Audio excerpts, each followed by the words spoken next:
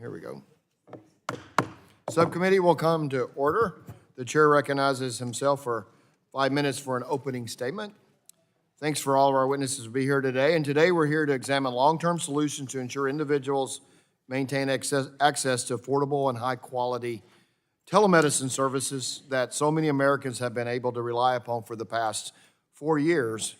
It's been widely reported how popular telehealth has become for Medicare beneficiaries throughout the COVID-19 pandemic, with over 28 million seniors utilizing telehealth care in just the first year of the pandemic.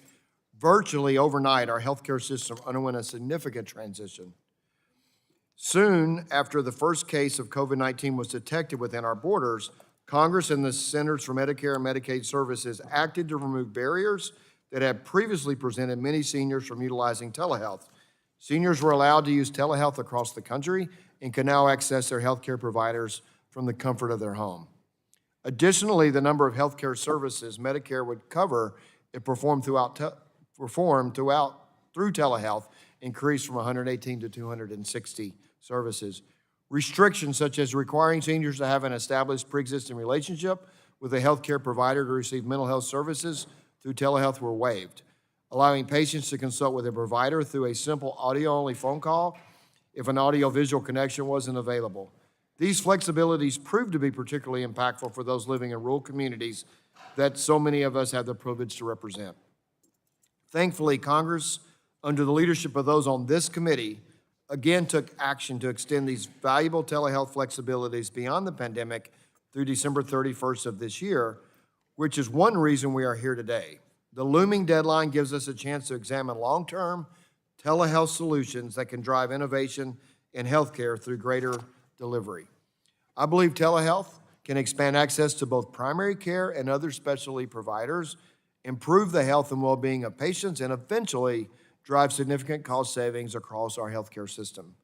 I am hopeful that the testimony today can answer outstanding questions and provide an update on where telehealth continues to be beneficial to patients in the post-COVID-19 era. The legislation we're discussing today looks at many facets of telehealth, from the now traditional issues such as originating site requirements to improving our past investments in behavioral health and new opportunities such as making it easier for those with language barriers to see a telehealth care provider and addressing challenges around physician licensure. A number of the bills make permanent a variety of COVID-era policies, most notably permanently waiving originating site requirements, as well as the policies to expand the list of providers eligible to treat patients via telehealth. I want to thank Representative Carter for leading one of these bills, H.R. 7623, the Telehealth Modernization Act. I also have to thank the newest member of the Energy and Commerce Committee, Representative John James, who is leading important legislation, H.R. 7858, Telehealth Enhancement for Mental Health Act. This bill will help us improve Medicare's delivery of critical telebehavioral healthcare services, which played a significant role throughout the pandemic to help seniors cope with social isolation and substance use disorder. There are often two issues raised with telehealth. First, there have been concerns about increase in waste, fraud, and abuse. On that issue, it appears that telehealth can be used to deliver care without actually raising those serious concerns. According to the Office of Inspector General, of the over 700,000 providers they studied who provided telehealth care during the pandemic, less than 2,000 warranted further scrutiny resulting from their telehealth billing practices, and mostly because they charged facility fees for the actual telehealth visit. On cost, I want to remind my colleagues that the previous extension was estimated by CBO to increase costs of Medicare by over $2 billion. Making these authorities permanent is likely to cost more than a short-term extension, and we want to make sure that whatever we move out of the committee is paid for and is delivering the best value for seniors. Starting today, I think this committee can work together to move legislation making sure seniors have access to telehealth when they want it, while also including appropriate program integrity measures addressing the cost of such access to the Medicare program. Thank you, and I will yield back, and we'll yield 5 minutes, or we'll recognize the ranking member of the full committee, ranking member of the subcommittee, Mrs. Eshoo, for 5 minutes for her opening statement. Thank you, Mr. Chairman, and good morning, colleagues, and good morning to the witnesses. Thank you for being here. We're all looking forward to hearing from you. Today, our subcommittee is considering 15 bills to expand access to telehealth, and the majority of them are bipartisan. So that's good news to everyone here in the hearing room. Telehealth is, I think, one of the few bright spots that emerged from the pandemic. During the public health emergency, HHS waived many outdated rules and payment policies surrounding telehealth coverage in traditional Medicare, and these changes really ensured the continuity of care for patients who obviously, like the rest of us, needed to stay home and out of crowded care settings like doctors' offices or hospitals. The year before the pandemic, 2 million of the 66 million total of Medicare beneficiaries used telehealth services. I know I represent the Stanford Medical Center in Palo Alto, California, and previous to the pandemic, there was a single-digit usage of telehealth with many suspicions about it, which really prevented people from moving forward and using it. When they did, it zoomed up to 90-some% approval. So those numbers really speak for themselves. So from March 2020 to February 21, the HHS Office of the Inspector General found the number of beneficiaries using telehealth skyrocketed to 40% of all Medicare patients. So it reflects what I said, what we experienced right in my own congressional district. Importantly, telehealth served as a lifeline to beneficiaries, as I said, that were isolated from their families, especially those that were in need of mental health services. By the end of 2020, virtual visits with mental health providers were as common as in-person visits. Telehealth has been, I think, a godsend to the disabled community as well. And we need to make sure that that is protected because they obviously use services on a more frequent basis. The whole notion of having to travel, to get to park, to get in, all of that is especially burdensome to that community. So I think the changes that HHS made they set a standard for the private insurance companies who increased their telehealth offerings for millions of Americans. So this issue of telehealth remains, I think, in all of our view. This is not a partisan issue. It remains a very important tool across healthcare for all the obvious reasons and what the chairman of the committee expressed. There's an urgent need to extend these flexibilities because it's going to run out, and we need to take action on this. So there's more that I can say about it. We're all for it. We know that what HHS did during the pandemic, they cleared many weeds away. It worked well. But I don't want to see inside the healthcare industry, and it's not called industry for nothing, the gaming of telehealth. So we're going to look to you to give us advice about how best to structure it as we move forward to meet the needs of so many Americans that already have had a good experience with it. And we want to continue it. We want to make sure that those that would game it won't be able to because there's costs, money associated with this. So thank you, Mr. Chairman, for holding this hearing. I want to thank those members of the committee that have offered legislation, and I yield back. Thank you. The gentlelady yields back, and the chair recognizes the chair of the full committee, Chair Rogers, for 5 minutes for her opening statement. Over the last several years, telehealth has proven itself to be a vital way for patients to access care, especially for rural communities. One of the lessons we've learned from the pandemic is that telehealth should continue to be a part of modernizing the healthcare ecosystem across the country. That's why we're here today, working across the aisle to ensure this option for care remains available across the country moving forward. I grew up in a small town of Kettle Falls, Washington, and I've lived through some of the challenges that people face in rural communities when it comes to accessing healthcare.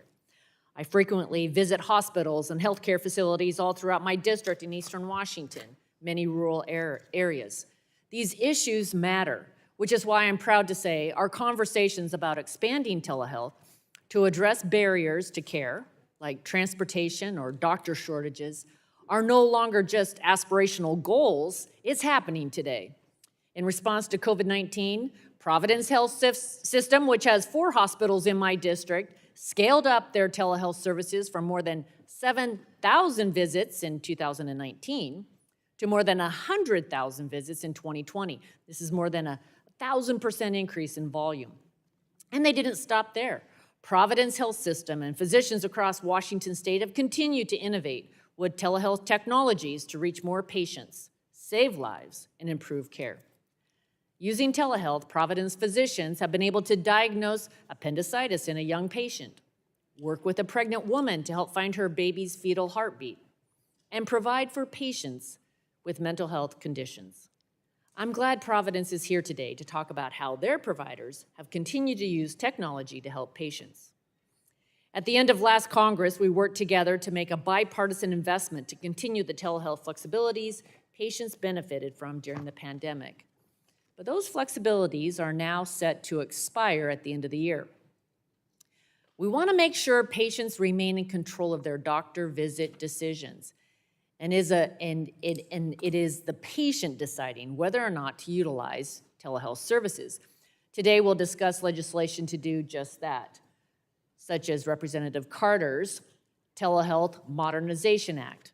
While we recognize continuing telehealth flexibilities for patients will require significant investment, we can't afford to go backwards and lose the progress we've made in expanding access to care.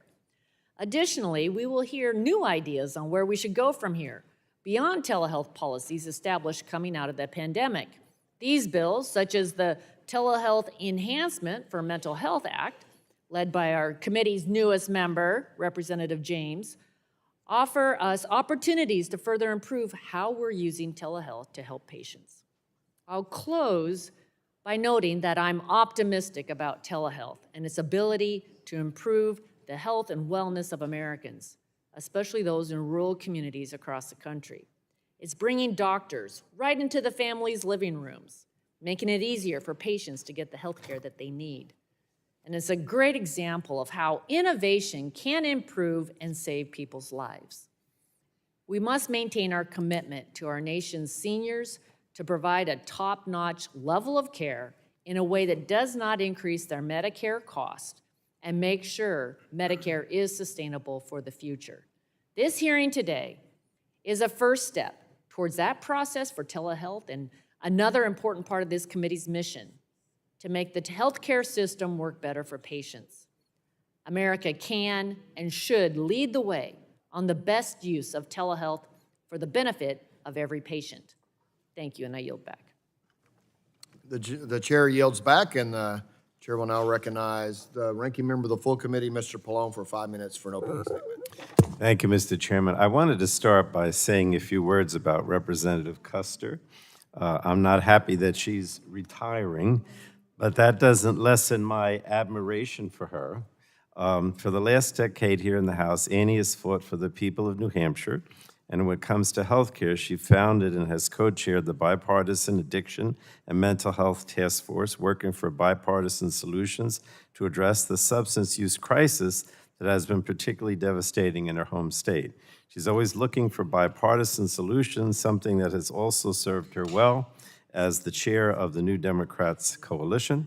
And Annie's been an outstanding member of this committee, and she's going to be missed. Now, I know she's not leaving yet, but I'm still already dreading the fact that she's not going to be here. And obviously, we're going to work with her for the rest of the year, and I wish her the best in the future because I can't convince her to stay anymore. If the gentleman would yield I'll be very brief. Just want to second your comments. Annie Custer has been a great, hardworking member of this committee, and I, as the chair, just have appreciated the opportunity to work with you on a number of issues, bipartisan, substance abuse, mental health. I'd also want to add hydropower, and but Annie, just appreciate your leadership on the committee, your friendship, and just the great way that you have represented the people of New Hampshire. This committee is gonna miss you. I yield back. Thank you so much. If the gentlewoman and the gentleman would yield, thank you so much to the chair and vice chair. It's been a tremendous honor.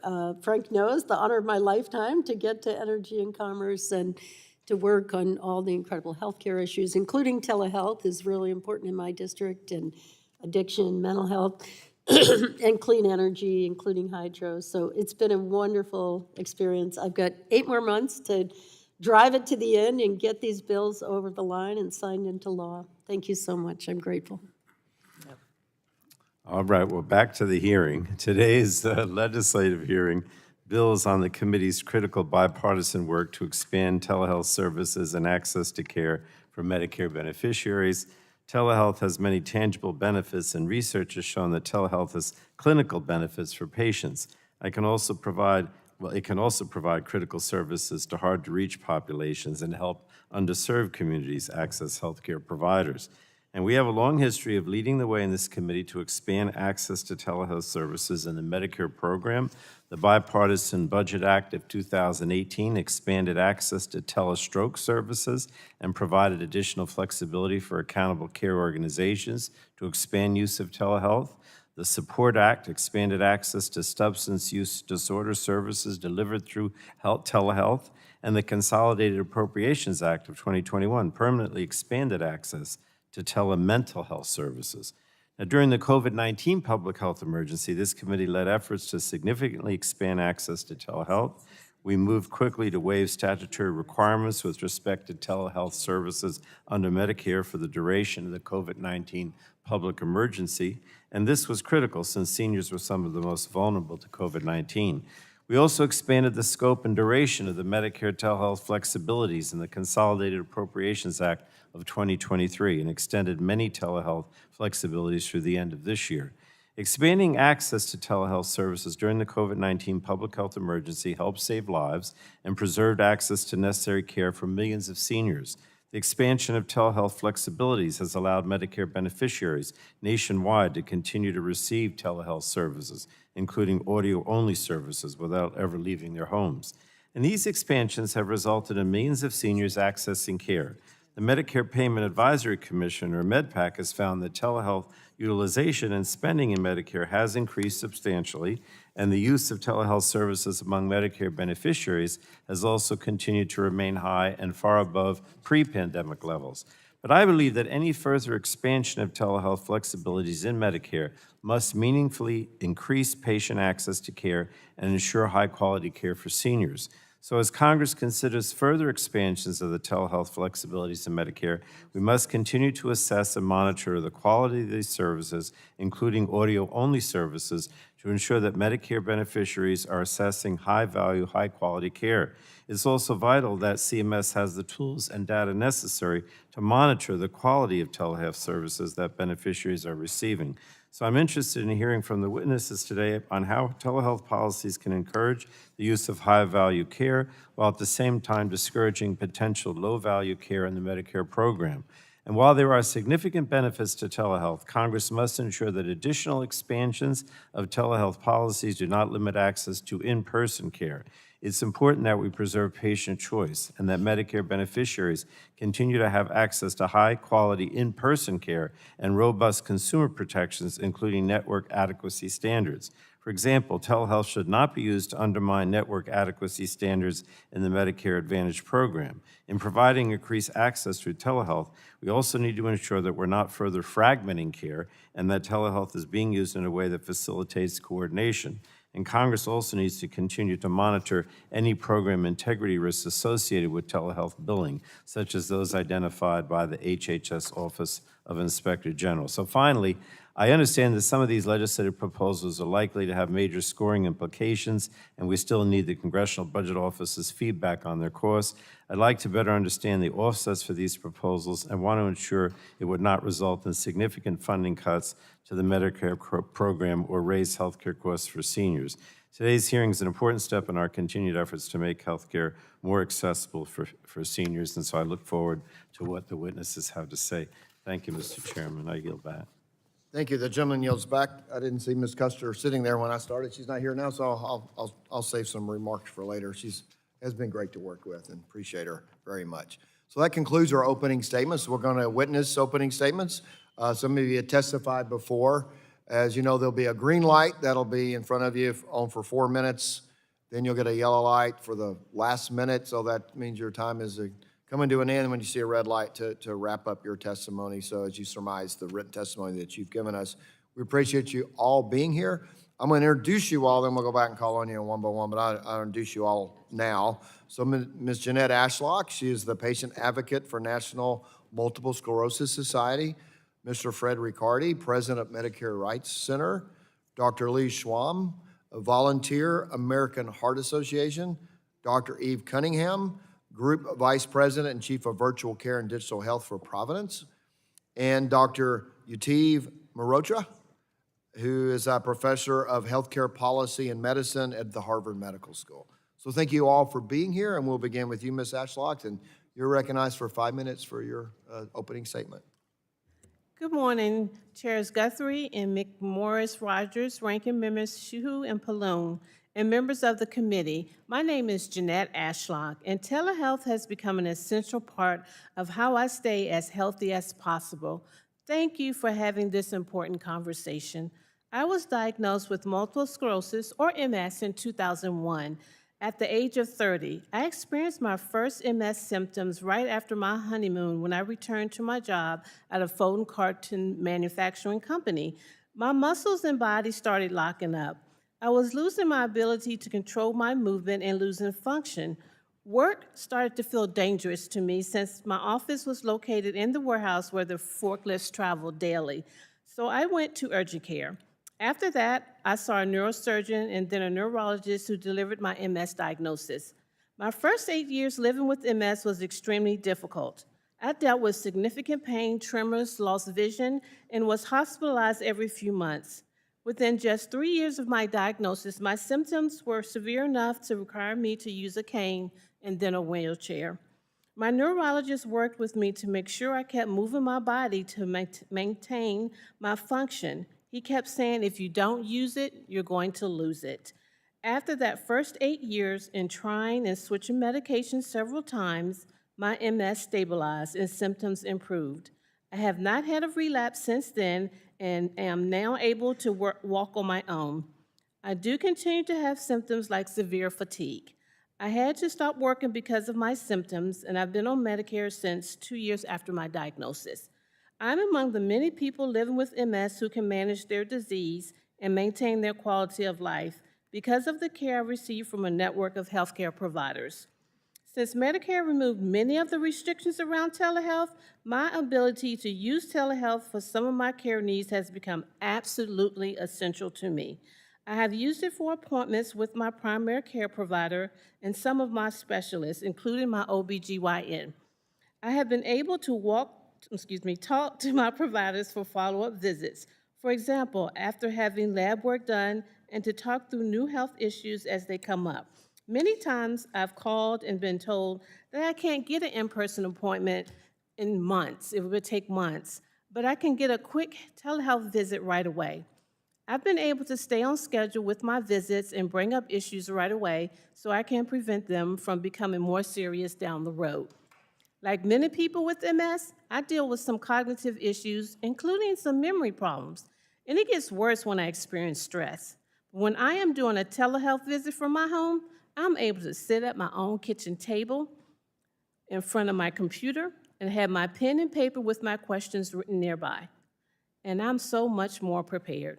I am able to describe every symptom and remember every single question I meant to ask and take really good notes.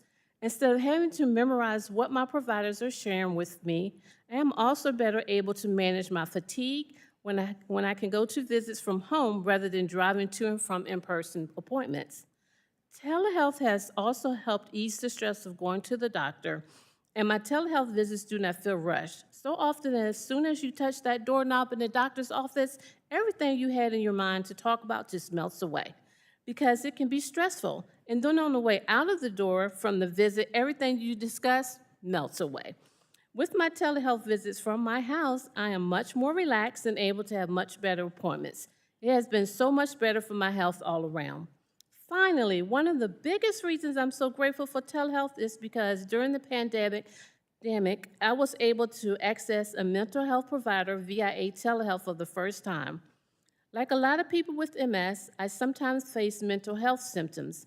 I was able to find a therapist who was a little further away from my house, but able to see me right away via a telehealth, without the long wait that you usually face when seeking a therapy appointment.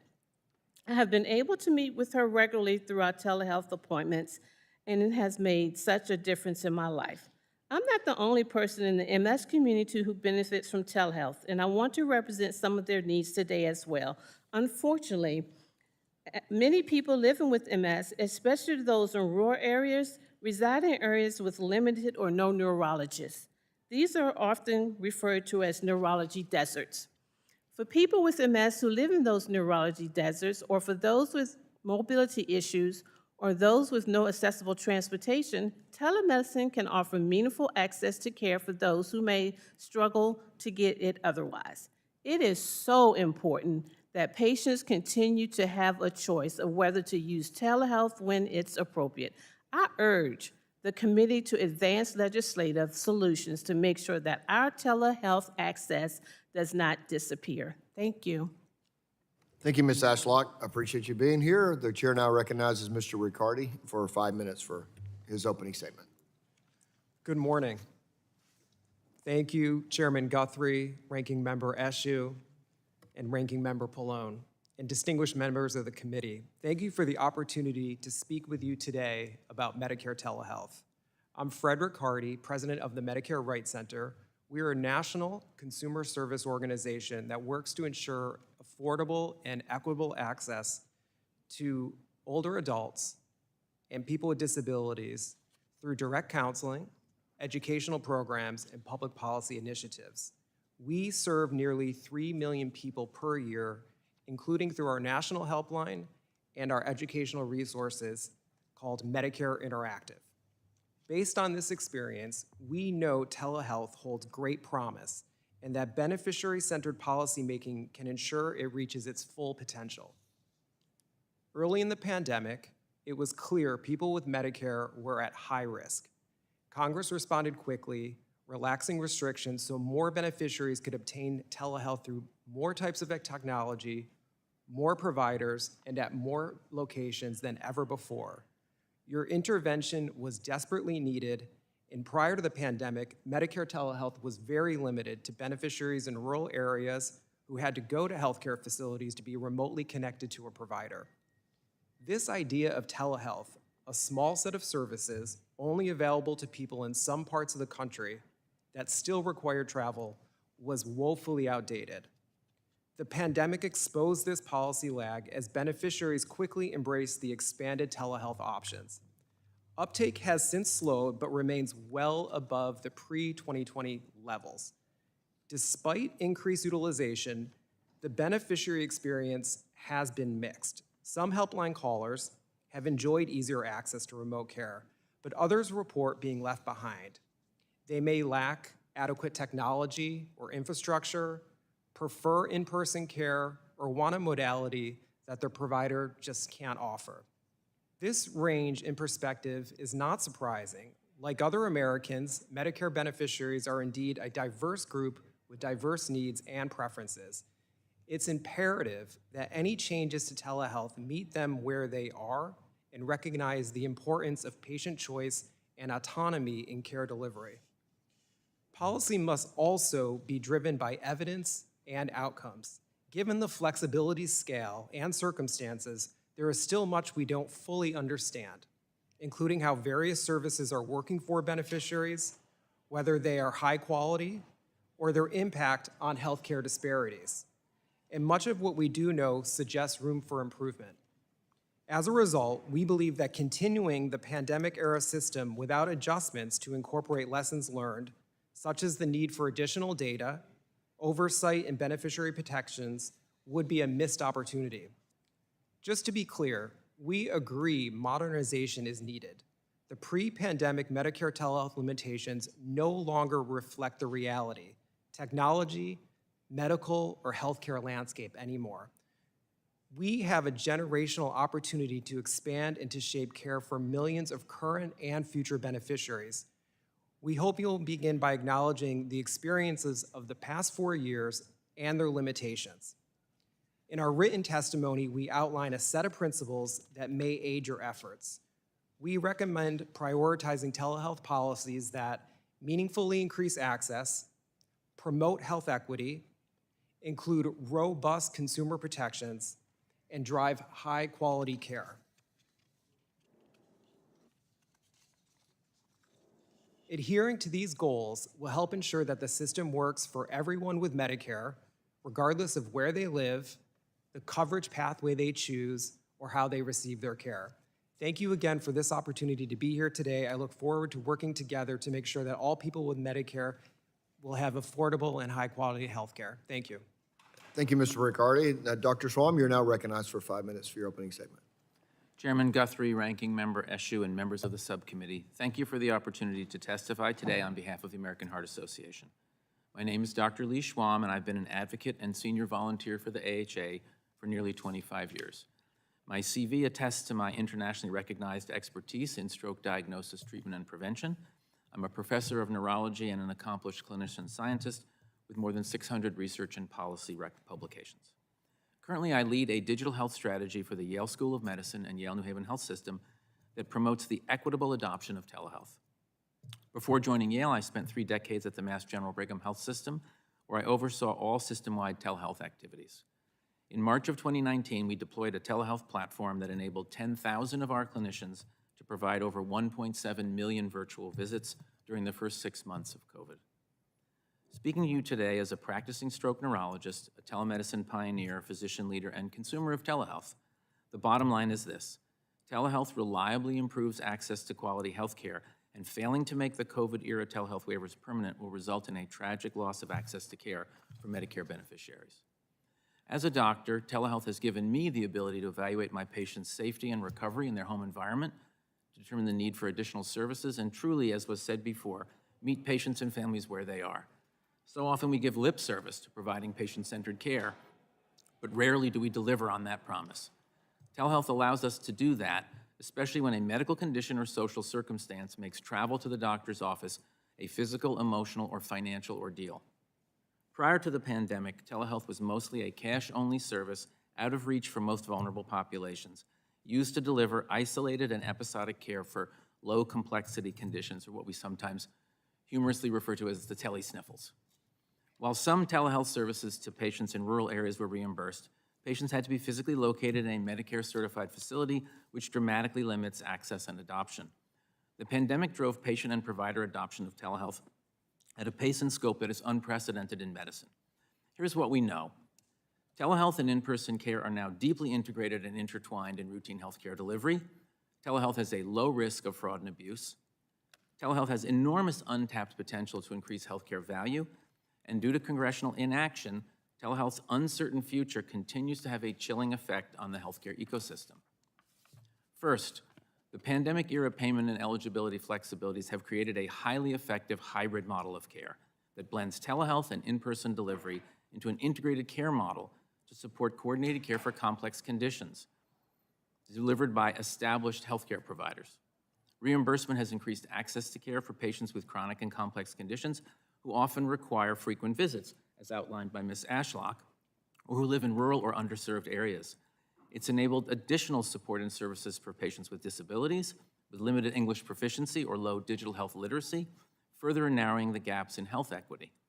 Medicare beneficiaries with social drivers of health consume telehealth at higher rates and often rely on audio-only visits for a vital connection to care.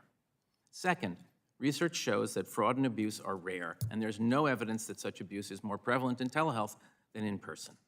Published data also suggests telehealth visits are largely substitutive rather than additive, or creating low-value churn. This makes sense because these visits consume clinician time in the same manner as in-person visits from a limited pool of providers who already face a huge amount of unmet demand. Third, we are already seeing evidence that the looming telehealth cliff is driving a reduction in telehealth claims and a reversion to pre-pandemic fragmented approach to care.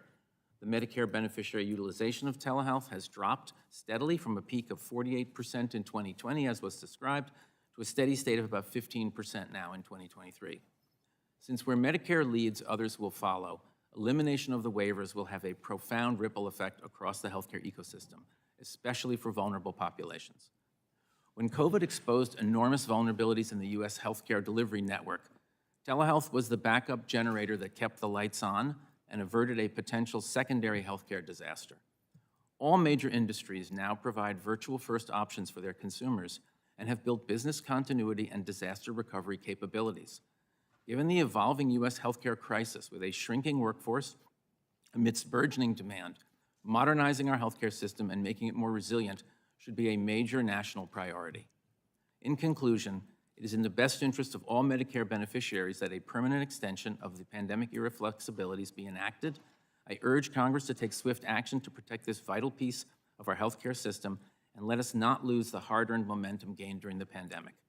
Thank you for the opportunity to testify and for your continued leadership to improve the health and well-being for all people in America, regardless of wealth, geography, race, ability, literacy, or age. Thank you.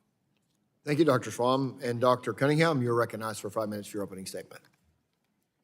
Thank you. Good morning, Chairman Guthrie, Ranking Member Eshoo, Chair Rogers, and Ranking Member Pallone, and members of the subcommittee. My name is Dr. Evie Cunningham, and I serve as Chief of Virtual Care and Digital Health at Providence, a not-for-profit health system comprising a diverse family of organizations across 7 states.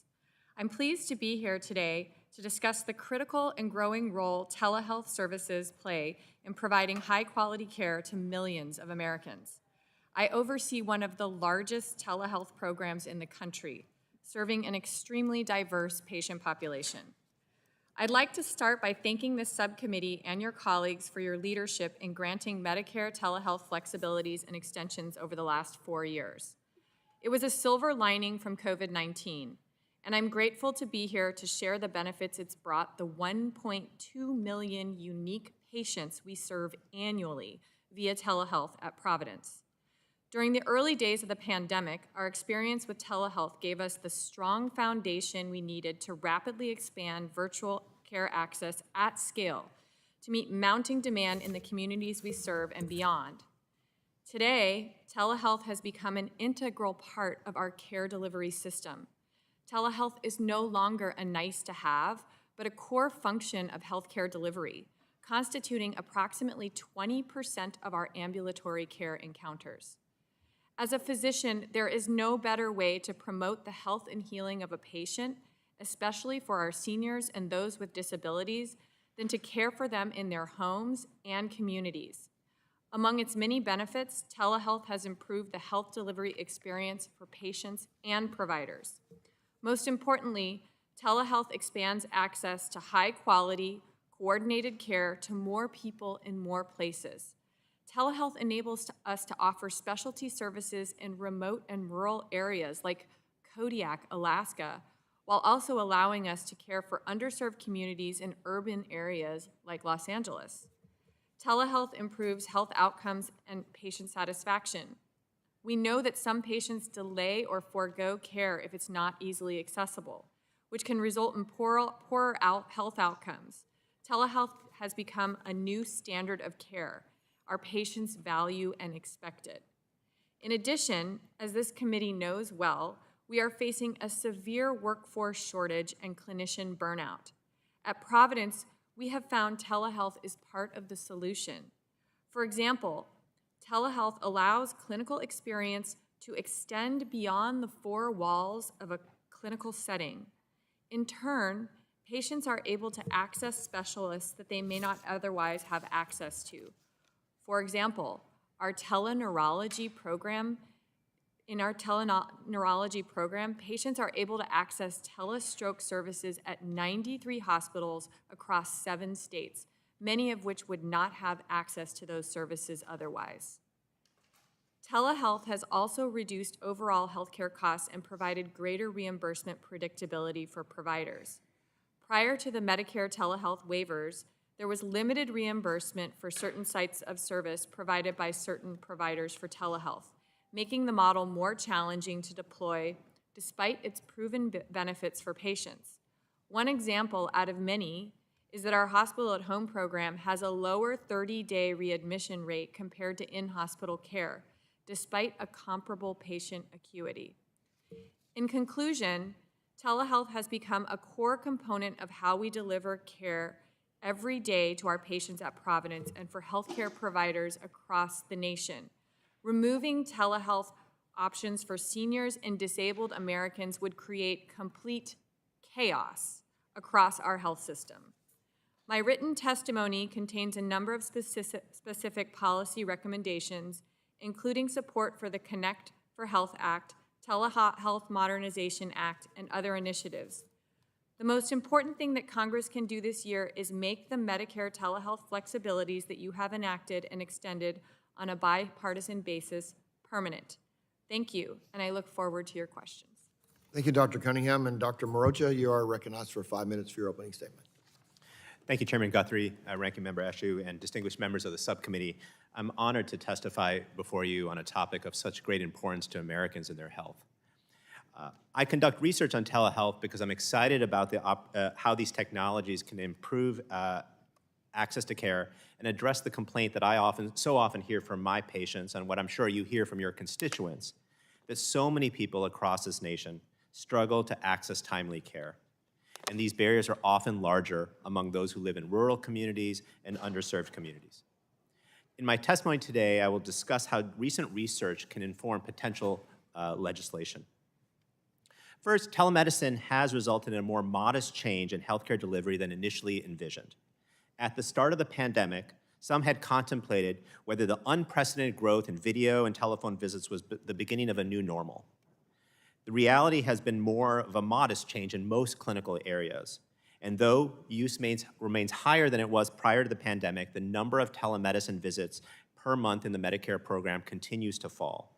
In surveys and interviews, patients and physicians greatly value the availability of video visits and want them to remain an option. However, it is important to acknowledge that they also remain uncomfortable, and when given a choice, many patients still prefer an in-person visit. Second, our research has found that telemedicine increases healthcare spending, but by a small amount. A key impediment to permanent expansion of telemedicine has been the possibility that telemedicine will increase spending. In my own research, we find that greater telemedicine use does lead to more visits, as well as improvements in chronic disease medication adherence and fewer emergency department visits. However, these improvements do come at a cost. We estimate that greater telemedicine use is associated with a 1% to 2% increase in overall healthcare spending in the Medicare program, and our results are generally consistent with other recent work, including those from MedPAC. Based on these findings, I urge that the Congress permanently eliminate site location requirements and allow video visits for all conditions at any site. While telemedicine does increase spending, the increase is modest and is associated with improvements in access and quality. And perhaps most importantly, patients and clinicians want telemedicine to remain an option, and given this emerging evidence, it is hard to justify stopping coverage. Invariably, areas will emerge where we see overuse, as well as outright fraud. But I believe those areas can be addressed selectively by Medicare. For example, Medicare could address concerns of fraud by requiring in-person visits if a physician wants to order specific high-cost tests. Third, I believe telemedicine visits should be paid less than in-person visits. Payments for care in Medicare are based on the time a clinician takes to provide that care and the associated space, staff, and equipment. If something costs less, we should be paid less. Roughly half the payment for office visits in the United States are for practice expenses, and while it does require some overhead, telehealth visits do not require the same practice expenses as in-person visits. I do not think Medicare should cross-subsidize in-person visits with telehealth visits because it will create distortions in the market. It will give virtual-only companies, many of those funded by private equity, an unnecessary competitive advantage. It would also incentivize clinicians to give up their practice, their physical practice. Already, 13% of mental health specialists have given up their physical office and gone virtual only.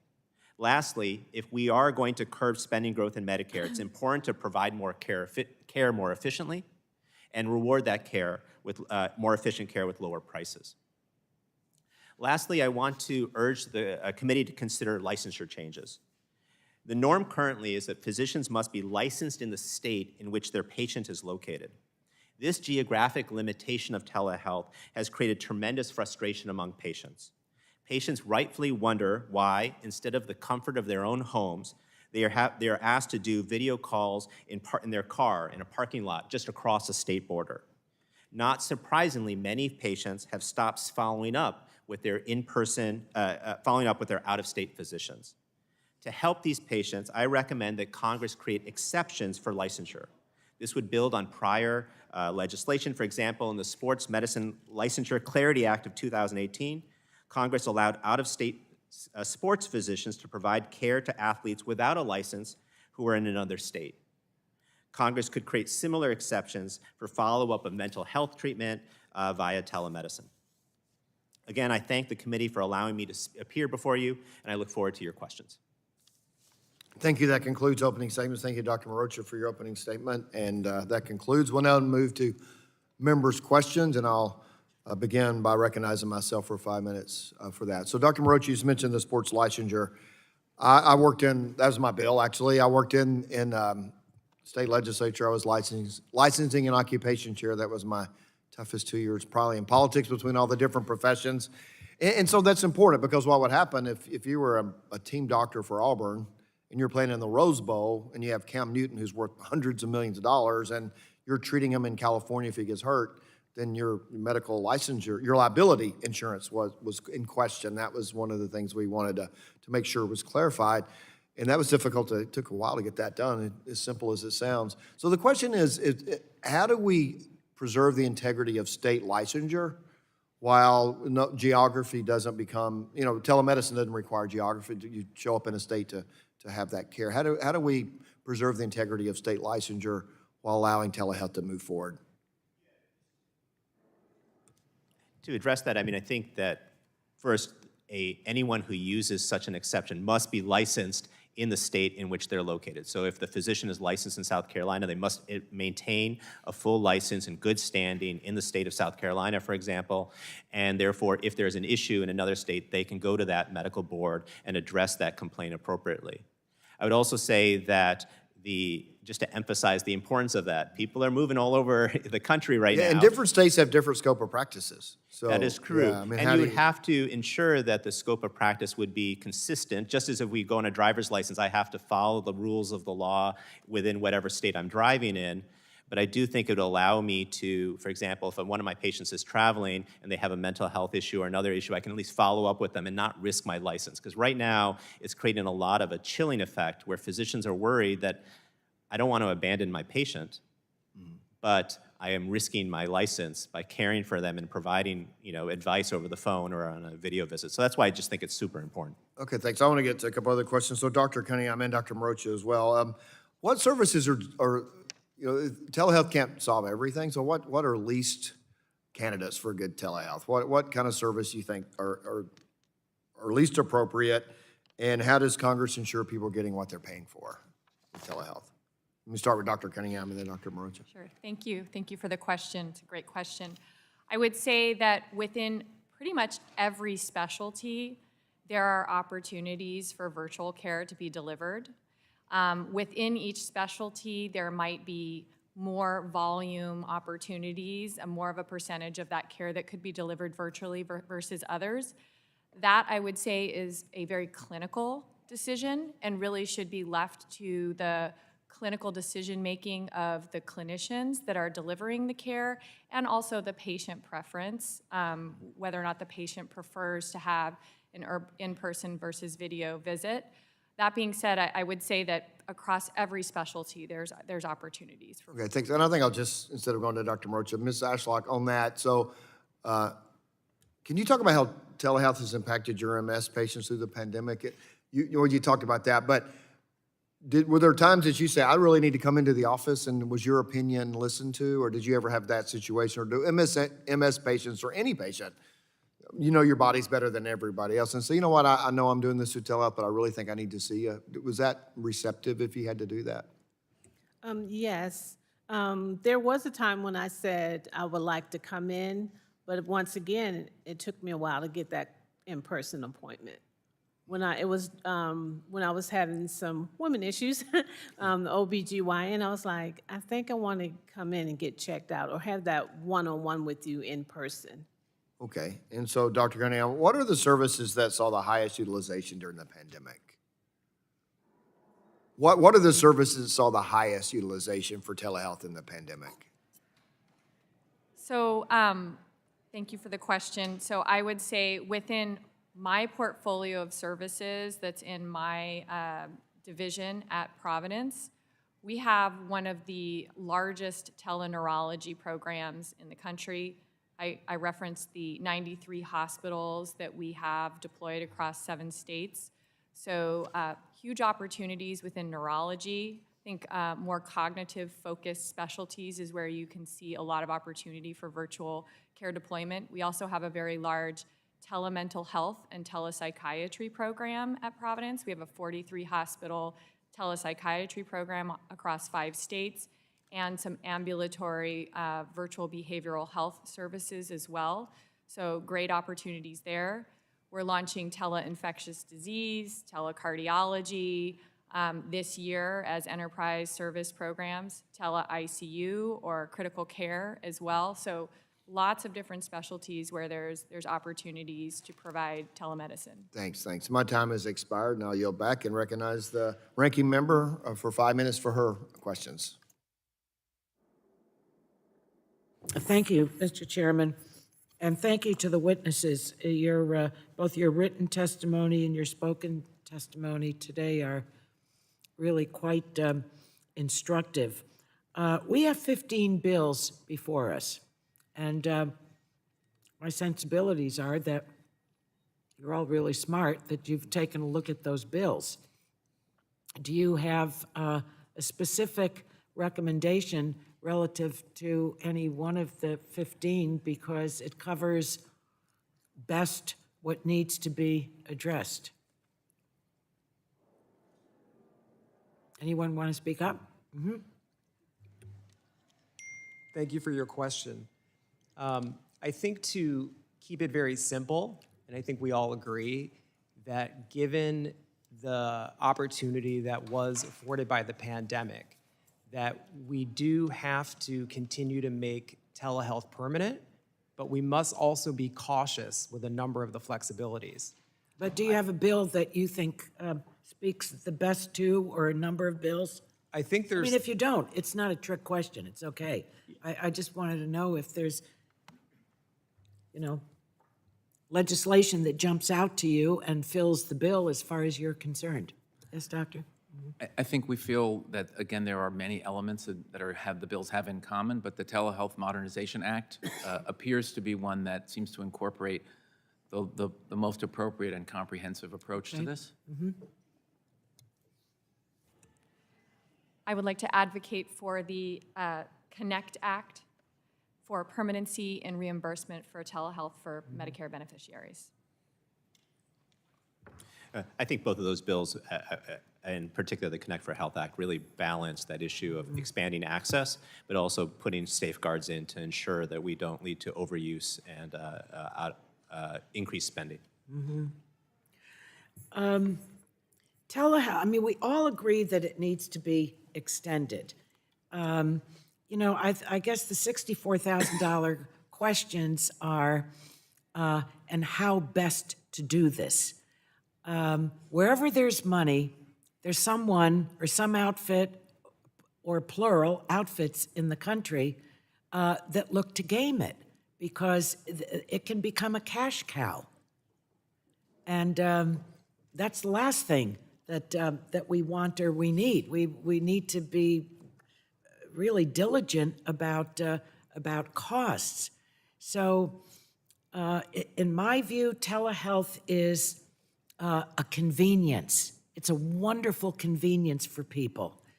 But what should not be included in services? I want to turn the pancake over. We always talk about what's needed, how are we going to pay for it? What shouldn't be included in this so that the system isn't gamed as a cash cow for organizations to just move appointments under telehealth and cha-ching, cha-ching, cha-ching? Who would like to address my question? Yes, Dr. No, I think that you raise a critical issue, which is that we need to put safeguards into the system.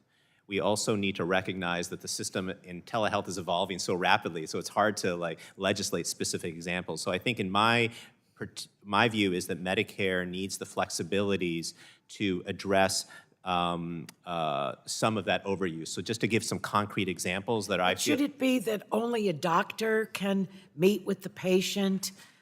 Is it RNs that meet?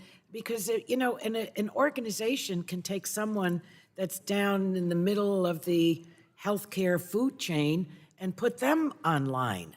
Yeah, I think that's a great point, and some of the legislation that's proposed addresses the issue of incident to billing, and I think that would be an important safeguard to ensure that incident to billing via telehealth there's a modifier code that's used to indicate that, so the Medicare program can track this and make sure that the patients are getting the care they need. Mm-hmm. There will also be examples of where we need to allow Medicare to target services. One of the areas that we've seen a lot of growth in, which I'm very excited about, is remote patient monitoring.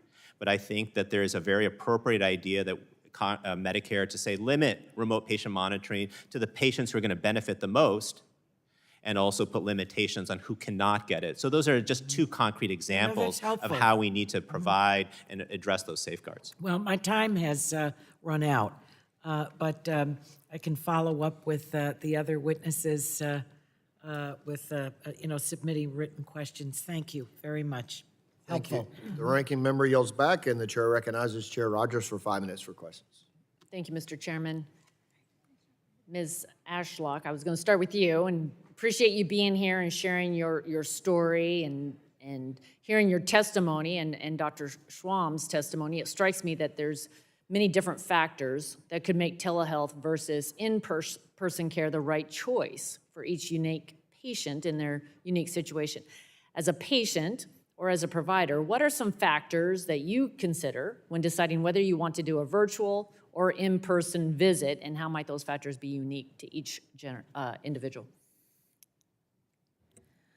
To me, because of my multiple sclerosis, if I am having an exacerbation, we know that it takes 3 months to get a neurologist appointment. When I'm having an exacerbation, I have a 24-hour window before it becomes severe. So that's a telehealth to me, and because he can order a nurse to come in to do my infusion for steroids. My in-person to me is when I need to do follow-ups with my neurologist. He has to check on my vision, my walking gait and things like that. I need to go in person because he needs to physically do some tests. Okay, thank you. Dr. Cunningham, in your testimony, you highlighted the many ways Providence has used the current telehealth flexibilities to enhance healthcare services, like in my district in Eastern Washington. If we were to allow these telehealth flexibilities to expire, how would that impact your ability to care for people in Eastern Washington? And how would that impact your system's decisions on whether or not to invest in trying to encourage innovative care delivery? Thank you for the question. It would, as I said in my oral testimony, create complete chaos in our health system. We are very dependent on the ability to be able to deliver care. And just to give some context, we provide a significant amount of our services into rural communities. Our telemedicine programs reach 30 critical access hospitals and 42 non-Providence hospitals, all of which are in smaller communities where they really depend on our ability to extend specialty expertise into those communities and keep patients where they are in their communities and empower the clinical workforce in those communities to care for those patients. So it benefits not only our patients, but our providers and our caregivers that are in those sites. It is a driver of burnout if we are not able to provide these services into those smaller communities. And in addition, we already have overtaxed facilities in the larger tertiary hospitals where we have patients boarding, we don't have enough hospital beds, and if we did not have the ability to extend these services into these smaller communities, we would further transport patients unnecessarily into these bigger hospitals where they don't need to go. So it really is almost a critical need within our system for patient flow, not even our system, within our entire geographic footprint, where we're also providing these services to non-Providence facilities as well. Thank you. Dr. Schwam, this leads me back to the point you made in your testimony that the certainty of payment for telehealth allowed providers to invest in ways to overcome potential patient access barriers, such as providing telehealth to patients with limited English skills. There are some that would argue we shouldn't move forward with telehealth because there still may be disparities in telehealth access. But from your experience, are we likely to overcome healthcare disparities by extending the current telehealth flexibilities, or shrinking, or even not extending those flexibilities? Thank you for the question. You know, I want to also remind the committee that with enrollment in Medicare Advantage reaching new heights and crossing the 50% threshold, as enrollment in that program increases, it becomes the decision and the opportunity for health systems and healthcare providers to figure out the best way to deliver those services and leverage the lower cost of delivering a telehealth visit to support better integrated care. I think it's really important that we try to understand ways we can mitigate disparities in this country. COVID showed us just how devastating your zip code can be in terms of your predicted mortality. I sit on the board of a nonprofit called Tech Goes Home that's devoted to increasing digital literacy, and through COVID, digital literacy became health literacy. So I do think there are ways that we can improve the digital access for underserved communities, but that will only happen if health systems know that there will be permanent payment so they can afford to shift investments from things like real estate and building new buildings and building new clinics to building underlying capability. Great, thank you. Thank you all for being here. I yield back. Thank you. The chair yields back, and the chair will now recognize the ranking member of the full committee for 5 minutes for questions. Thank you, Mr. Chairman. Thanks to the important work of this committee, millions of seniors have been able to utilize telehealth services and access care. And as Congress considers another extension of the Medicare telehealth flexibilities, it's important that we consider the latest evidence and target those flexibilities to meaningfully increase patient access and ensure high quality of care for beneficiaries. So in that line, I wanted to start with Dr. Mehrotra. Can you briefly discuss the importance of continuing to examine the quality of care for telehealth services and what steps should be taken to ensure quality improvement, if you will? I think, thank you so much for that question, because I think it really addresses a critical issue, which is this is a rapidly changing environment. Telehealth, new modalities, new forms of care are emerging all the time. And so ensuring that both the Medicare program as well as other groups such as the National Academy of Medicine and others are monitoring the quality of care as it emerges, as new forms of telehealth come on, as well as we see health systems and others adapt to the changing environment. So I think it's a really important issue that we focus on quality moving forward. We don't know the final answer. And Doctor, are there any additional data elements that would be helpful for CMS to collect in this regard? Yeah, in my written testimony, I highlighted one area that I'm particularly concerned about, which is virtual-only or telemedicine-only companies, which have a great amount of, there's a lot of excitement, they have a lot of appeal, but I'm also concerned about some of these companies and the quality of care that they might provide. I think we need to give CMS or Medicare the data so that they can monitor these virtual-only companies closely and monitor the care that they're providing. And right now, that's when they enroll in Medicare, using those forms and others so that they can actually track that data, I think is really important.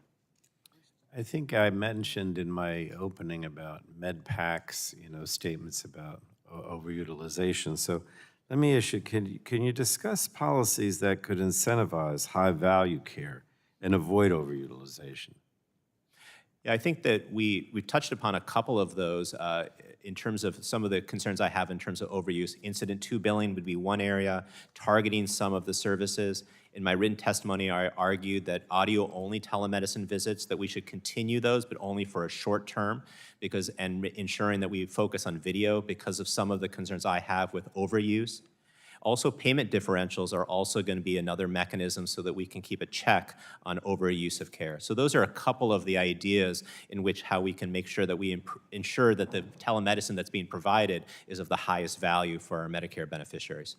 Thank you, Doctor. Let me go to Mr. Riccardi.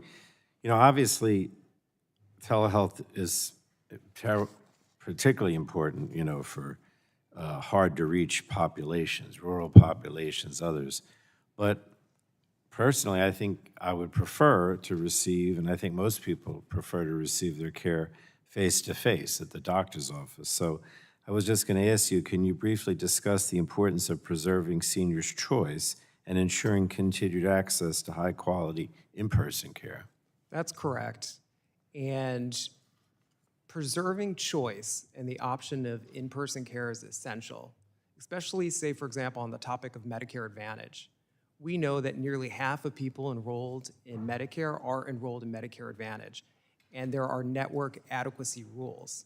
We must not have telehealth providers meet network adequacy rules. A substantial portion of people enrolled in Medicare Advantage already have trouble navigating the system.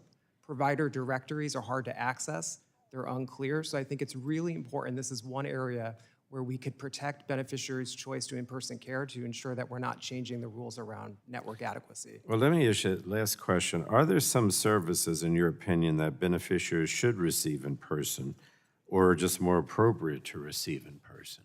I think there's two key services to consider.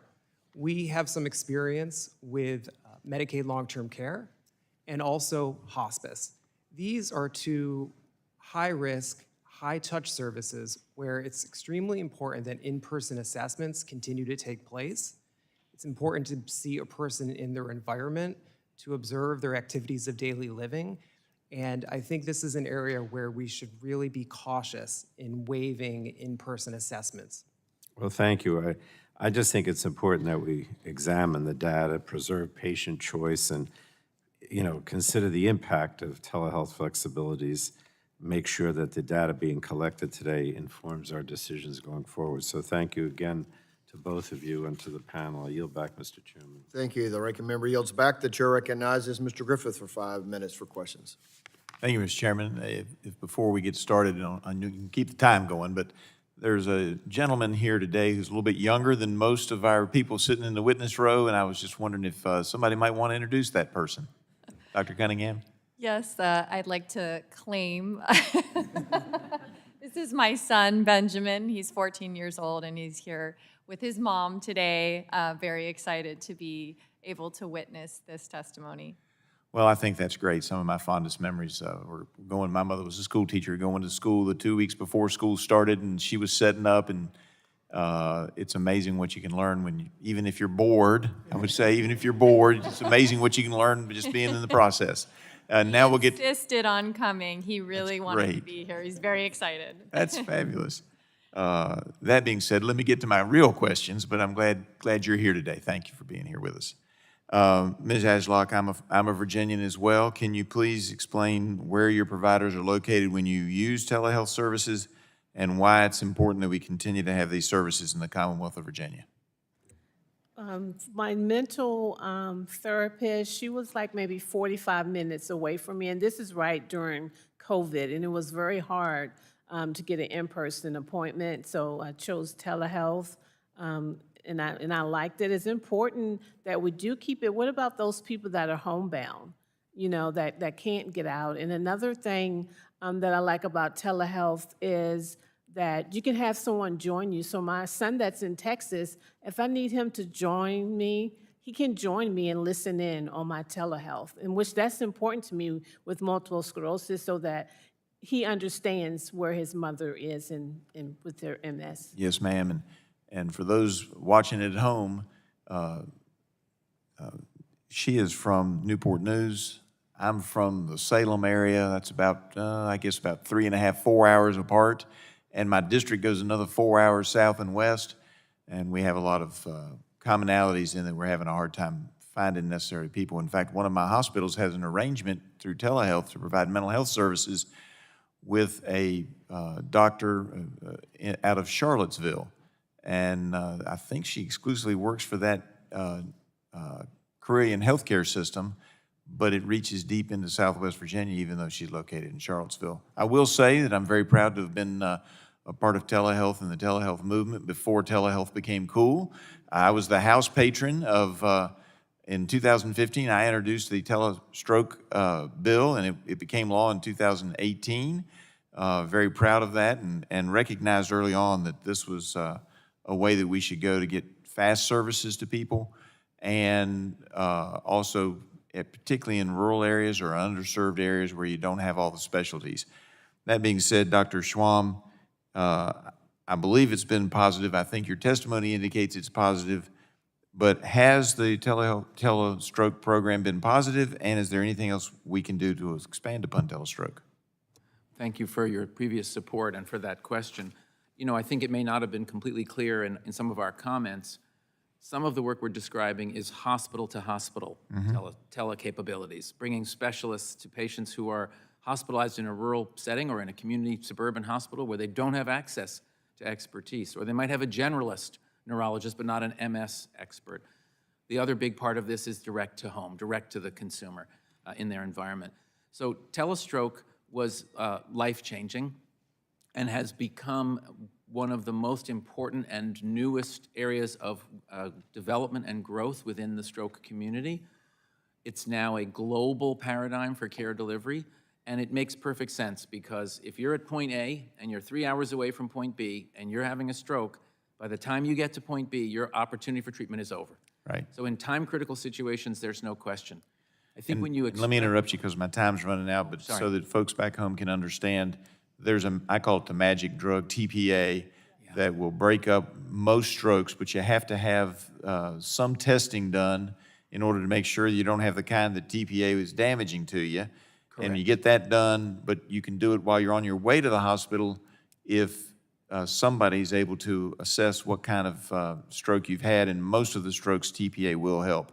That being said, I should also make it clear that when I said that we're getting services out of Charlottesville, my district is a good 2 hours away from Charlottesville at the tip of the district, at the northern edge of the district, and a good 4 or 5 hours further down the district. So it really does make a difference. And because my time's running out, I will just say, got to continue with audio only because I don't have, in my district, rural mountainous areas, I don't have the ability to do full video and audio, but I can always do audio. I yield back, Mr. Chairman. Gentleman yields back. Chair recognizes Ms. Dingell for 5 minutes for questions. Thank you, Mr. Chair. As we've discussed today, telehealth services have become an essential part of our healthcare system. You've all testified to it. It's eradicating barriers to care, alleviating mobility and transportation challenges, and it makes it easier for Americans to access care in the comfort and safety of their own homes. Last Congress, the Advancing Telehealth Beyond COVID-19 Act, legislation I led along with my colleague Liz Cheney, was included as part of the omnibus funding package, and this bill extended Medicare's telehealth flexibilities through the end of 2024. As that deadline approaches, it's critical that we think seriously about how we're going to ensure that Americans can continue accessing these important telehealth services. And I'm grateful 3 bipartisan bills I'm leading and co-leading are included as part of today's hearing. Taken together, these bills will ensure that patients and their families have that continued access to telehealth services they need that you all are talking about. So I'm leading the Advancing Access to Telehealth Act, H.R. 7711, with Rep. Bergman, as well as the Telehealth Modernization Act, H.R. 7623, with Reps. Carter, Morelli, Blunt, Rochester, Stube, Miller, Meeks, and Van Drew to ensure Medicare beneficiaries can continue using the important telehealth services they've come to rely on. Both bills will permanently extend telehealth flexibilities for Medicare beneficiaries beyond the 2024 deadline and expand access to telehealth services that began during the pandemic. Ms. Ashlock, how would extending the telehealth flexibilities impact the quality and the continuity of care for patients like yourself? Thank you for the question. For patients like myself, it's essential to have that tool in our health care, to have telehealth, because some of us, you see me with MS, but it's like a snowflake disease. All of us are different. Some have mobility issues. Some can't get, transportation, living in a rural area. So it's important, you have to drive 3 hours to go to a neurologist. That's 3 hours one way and 3 hours back. You have a caregiver that has to take off. So with telehealth, they can limit those trips. They can be able to see their doctor. I can still get the care that I need without the stress and have to go into a doctor. Thank you. These bills will expand access to telehealth services that began during the pandemic and eliminate the in-person requirements under Medicare for these services, including medical health treatment. This would include telehealth services received from federally qualified health centers and rural health clinics. Dr. Cunningham, can you speak about the challenges that in-person requirements for mental health treatment present for patients and the quality of care they receive? Yes, thank you so much for the question. I can tell you that we have a very large telemental health and telepsychiatry program, and a very passionate group of clinicians and providers that truly believe that the way forward in meeting access to care for mental health is with virtual care. It is estimated that 65% of non-metro areas of this country do not have a psychiatrist living in that community, which means that if a requirement is made for a patient to have to be seen in person to establish mental health care, then they have to travel a long distance and they have to find a clinician that will actually see them in person, which is also a significant challenge when it comes to mental health. There's no compelling reason why these visits have to be done in person, as most mental health services are verbal conversations between a clinician and a patient and does not require an in-person physical exam. Thank you. I'm going to get my one last question in. The COVID-19 pandemic underscored the urgent need to expand mental health care. 1 in 5 Americans are estimated to have a mental health condition, so it's critical to make sure we all have equitable access to high-quality mental health services. That's why I'm leading the TREAT Act alongside Rep. Blatta, which will allow patients to access these services. Dr. Schwam, can you share more how the current licensing laws affect the quality and the availability of telehealth services for mental health care? Thank you. I'm happy to. I think we have to recognize that not only are there reimbursement barriers, but the licensure requirements are onerous. Even the compact, which allows you to apply for a license in multiple states, does not diminish the administrative complexity of managing that license. I'd like to propose a radical solution to this problem that hasn't been discussed frequently, which is to change the definition of the site of care to where the provider is located, rather than the patient. It makes no sense to anchor it where the patient is located. The care is being rendered and prescribed where the provider is located. There would still be a tremendously robust circumstance to keep providers accountable for the care they deliver, and it would dramatically simplify all of these logistical hoops that we jump through for what is effectively an arbitrary decision of locating it where the patient is. Thank you. I'm out of time, Mr. Chairman, and I'll yield back, but we need to really be talking about these issues. Thank you. The gentlelady yields back, and the chair recognizes Mr. Latta for 5 minutes. Well, thank you, Mr. Chairman. Thanks for our witnesses for being here today, and this is a really important topic. I can still remember being on in a meeting probably about 6-8 weeks before COVID hit, and there was a discussion going on with all these professionals saying this: telehealth will never work. And when we, unfortunately, were in the early throngs of COVID, I'll never forget, because I was on a Zoom call with about 60, maybe 40 or 60, something like that, providers across the country. And this is what I was hearing. If we didn't have telehealth, we'd be sunk already. And I know in my district that it's very important because I was out, of course, during the work period recently, and in one of my smaller rural hospitals, I was talking with one of the nurses that provides mental health services, and not only in person, but also for those folks out there on the telehealth side, because it's absolutely essential, because you have a lot of, we don't have any public transportation in a lot of areas, and so if you don't have a friend or a neighbor or a family member that can get you where you have to be, you're not going to get that help. And so I know in talking with her how essential it was for her individuals that she meets with, either personally or in face or with and telehealth. So it's absolutely important because, again, when I look at my district, I go from very, very urban to very, very rural. So with that, Dr. Cunningham, you know, I'm proud that the TREAT bill that I'm leading with my colleague, the gentlelady from Michigan's 12th District, is included in today's hearing. During a national emergency, we need an all-hands-on-deck approach, especially in mental health services. A student in my district was receiving mental health therapy while attending the university in a different state, and then due to that, due to the pandemic, they had to leave that campus and also return home, subsequently relinquishing their mental health services. In the midst of the crisis, this shouldn't have happened. Would you be able to elaborate on why temporary mental health services across state lines during a national emergency would help our most vulnerable?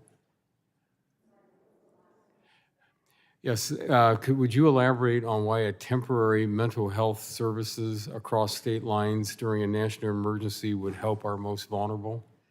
Yeah, absolutely. I mean, I think my colleagues here have also spoken to the challenges we have around licensing and credentialing and the administrative burden involved in that. And we know that our patients are, I don't want to say they're transient, but they travel, they go on work trips, they have vacations, they go to school in other states and other, university in other states. They work, they have conferences. And so health doesn't just exist in the state that you live in. Health exists wherever you go.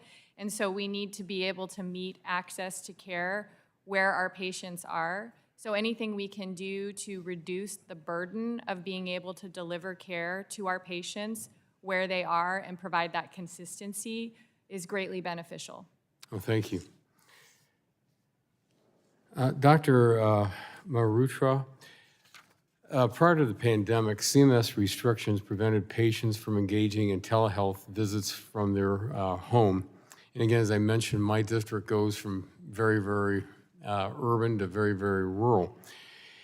Would you be able to discuss the impact that rolling back these restrictions would have on the ability of patients to access health care? I think it's a really critical issue that telehealth has been, and has been articulated so nicely by other people on the panel, of how it's been a lifeline for so many patients. And removing that right now, I think would have a really serious negative impact on our healthcare system and the health of Medicare beneficiaries. So I think it is really critical that we extend these the capacity to provide care in the home. Well, and I'm not sure, and I'm sorry, we have two different subcommittees running right now at the same time today. But are there any statistics out there to show what's happened on the mental health services from pre-pandemic to where we are today? Because I know, for instance, in my district, when I had one of the one of the commissioners from the Federal Communications Commission, they went from, this place went from 400 visits to 16,000 in less than 5 months.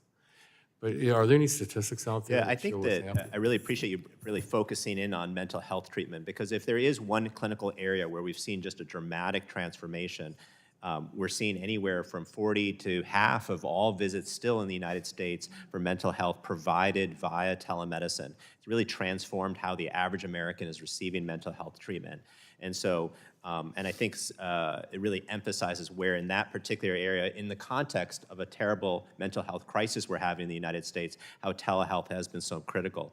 And I really appreciate also the focus on licensure, because that allows people to potentially get that mental health services from a from a clinician who might be 100 miles away but happens to be across the state border. Well, thank you very much, Mr. Chairman. My time has expired, and I yield back. Thank you. The gentleman yields back, and the chair recognizes Mr. Sarbanes for 5 minutes for questions. Thanks very much, Mr. Chairman. Thanks to all of you. Obviously, we learned a lot of lessons in the pandemic, and it also pushed, in this industry, it pushed providers and patients and government to new ways of doing things, new opportunities. Obviously, telehealth is a prime example of that. And now we want to try to make sure we figure out the right balance in terms of all of the delivery mechanisms for healthcare that we can bring to bear on behalf of patients out there. And this is an outstanding group of stakeholders. We've got providers, patients, advocates all assembled here making arguments for this pretty extensive list of proposed legislation, which I think is trying to learn those lessons in a very positive way. We know the access to care in terms of the impact there and health outcomes for millions of Medicare beneficiaries has certainly benefited from this new set of flexibilities. And as we're considering another extension of, in particular, Medicare telehealth flexibilities, it's critical that we assess the impact of the expansion of these services when it comes to the Medicare program to providers and patients. Dr. Mehrotra, in your testimony, you outlined several things Congress should consider in any extension of telehealth flexibilities to ensure that optimal balance of cost and quality and access. Just touch again, I know you've been doing it in response to questions, but can you briefly discuss this balance and how we can support continued access to telehealth services at a sustainable cost while also ensuring that we preserve the option for in-person visits for seniors who may prefer them, because we don't want to force the telehealth option onto patients or into situations where it's not what makes sense for the benefit of those patients. First, to emphasize what was said before, that we are seeing clinical benefits in terms of greater availability of telehealth in terms of patients' health, and so that's really important. But I think your question really emphasized the aspect of how do we maintain that correct balance so that we make sure that we, and in particular, allow Medicare beneficiaries to have the access for in-person visits.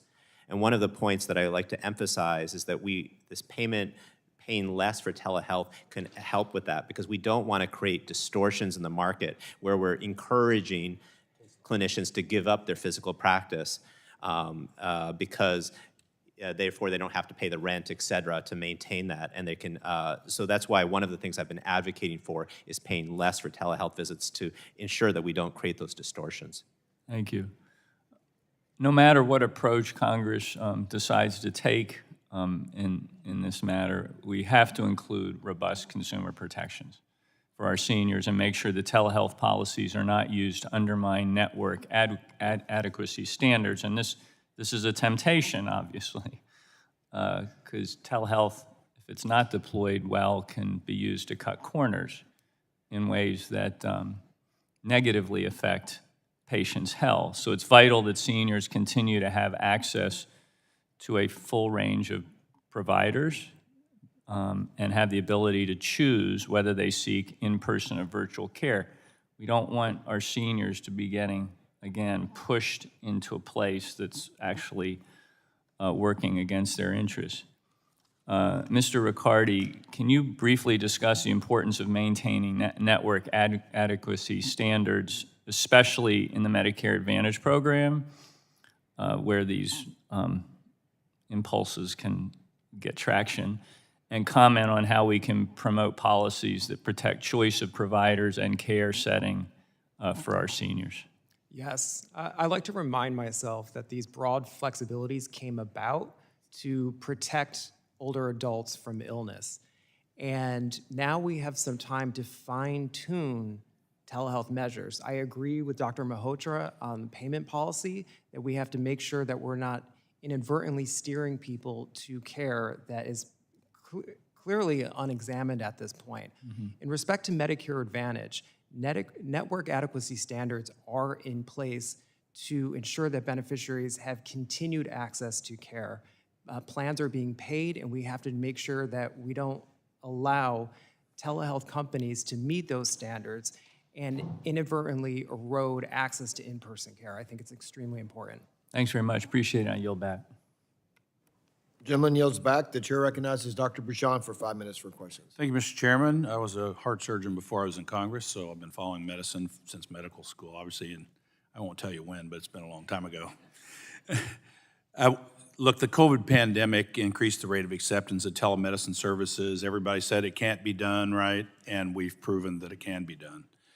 We also know patients, both younger and older, have become to appreciate telemedicine, and in 2022, in Medicare, over 8 million Medicare fee-for-service beneficiaries had at least one telehealth visit. It's important that this committee obviously reauthorize existing telehealth authorities with the upcoming expiration dates, because patients and their doctors need certainty that these services will continue. So Dr. Cunningham, because current telehealth payment policies expire soon, it must be, I'm just guessing, it must be difficult for hospitals and providers to engage in long-term financial planning.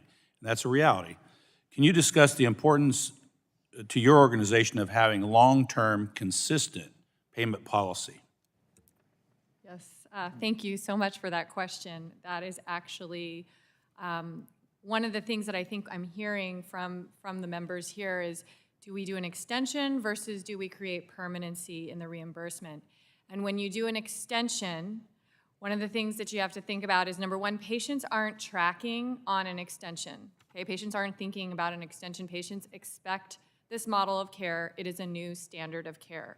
And so we really need permanency in our ability to deliver this type of care. In addition, for health systems, when we build out some of these programs, for example, hospital at home, remote patient monitoring, telephysical therapy, or other types of broad programs that we want to grow, there's an investment involved.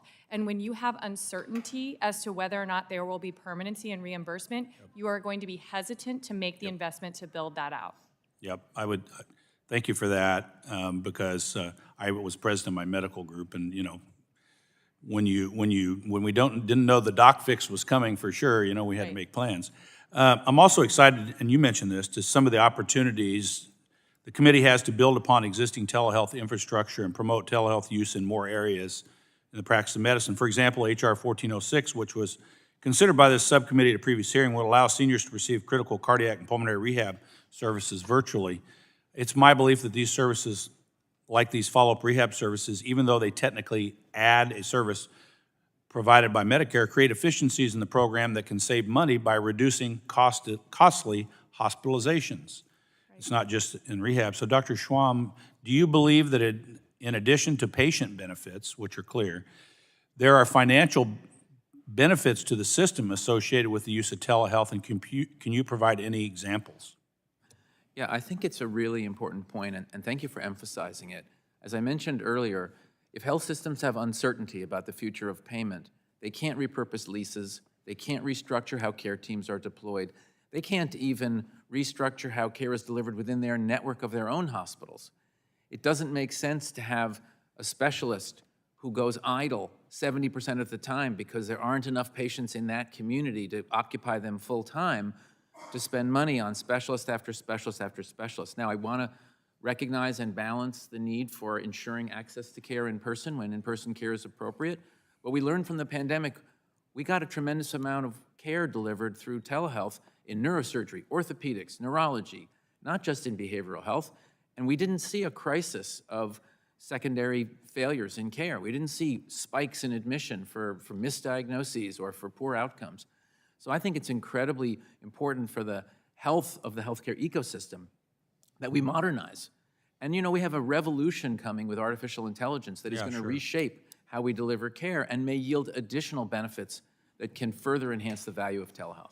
Yeah, I mean, I personally believe that, you know, the potential preventative nature of utilizing telehealth for people that otherwise may or may not have access to care at all will reduce cost in the long run because it prevents hospitalization. I want to comment on the payment situation. I know that can be controversial, but I can just tell you that we cannot pay substantially less for telehealth services. There's a balance here, because that will discourage providers from offering them at all. Providers will just quit doing it because it's just supply and demand. It's just the finances, the way it works, right? So Dr. Cunningham, do you think that if telehealth were reimbursed at a rate, for example, half what was paid for in-person visits, hospitals and physician practices, and it may be specially specific, would continue to offer it? That's a difficult question. I will tell you that I think that the challenge that we have, and I think Dr. Schwam brought this up as well, just because we're offering visits virtually does not mean that we have a significant change in our overhead cost. As a leader over a P&L that's responsible for our operations, I can tell you that we still have to pay all of our overhead costs regardless of whether or not we're providing a mix or a hybrid of in-person and virtual care. And in addition, for virtual care, there are expenses that need to be considered. There's expenses involved in standing up programs, the implementation, the workflow redesign, the change management, licensing, credentialing, ensuring that you have billing and compliance and administrative costs as well. That you have to My take time into has consideration. expired, so I appreciate that answer, because I think we can be short-sighted, and if we look, I understand people think it costs less, but if we substantially decrease reimbursement, telehealth will go away. Correct. In my view. Thank you. Thank you. The gentleman yields back. Chair recognizes Mr. Cardenas for 5 minutes for questions. Thank you, Chair Guthrie and Ranking Member Eshoo, for holding this important hearing. I just wanted to compliment Mr. Bouchon on this excellent question, and thank you, Dr. Cunningham. Who's to say we're even reimbursing at the proper rate already? That's the real underlying issue here on the answer to that question. And thank you for outlining just a few top lines, Dr. Cunningham. I'd like to say that, the discussion has been amazing from all the witnesses, and thank you for your testimony about your experiences and your thoughts and your opinions on these matters and your expertise. During my time in Congress, I've advocated for improving access to care for underserved communities through the development of sustainable and accessible systems. And when I say underserved, I mean rural. I mean whether you're in a big city, whether you're low income, whether you're a family of color, et cetera, or a community of color, all across the board. I've also worked to ensure individuals that may speak a first language other than English are receiving care at the same standard as all other people in America. In this Congress, I'm proud to co-lead the bipartisan Supporting Patient Education and Knowledge, otherwise known as the SPEAK Act of 2023, along with Representative Steele and a number of my colleagues on both sides of the aisle.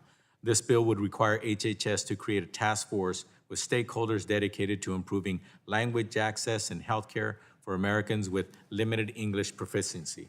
The task force would develop recommendations and best practices for addressing barriers to care for people with limited English proficiency, determining best practices to make health technologies more usable for the 25 million non-English speakers across our country, will maximize access to essential services, improving quality of life for those we represent.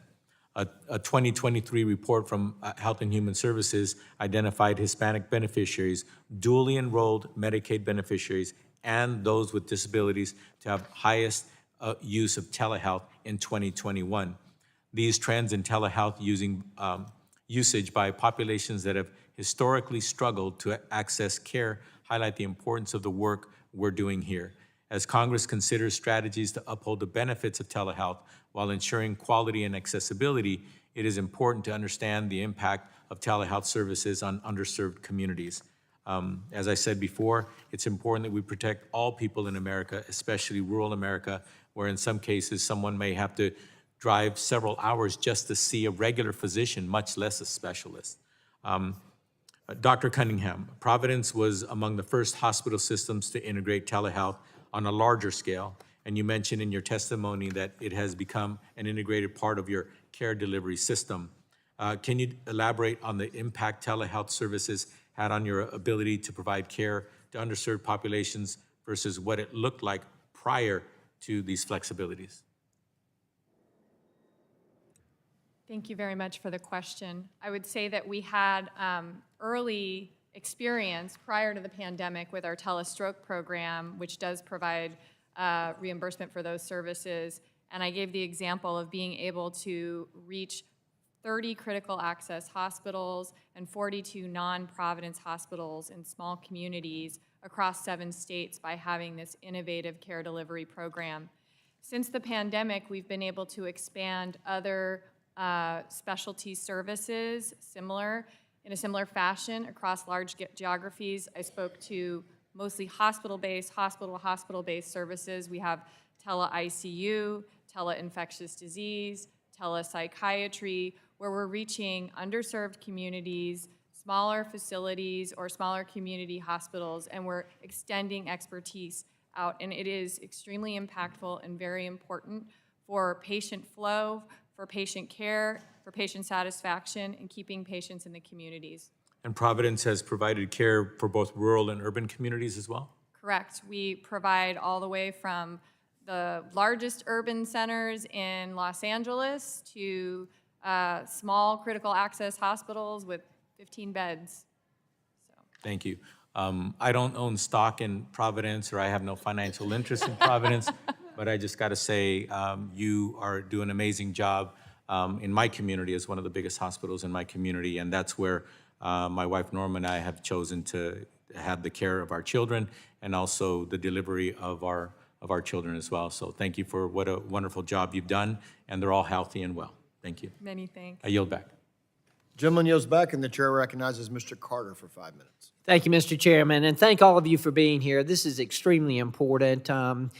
You know, I often say that when it comes to healthcare, all of us in Congress want the same thing. Whether you're a Republican, a Democrat, or an independent, we all want affordable, accessible, quality healthcare.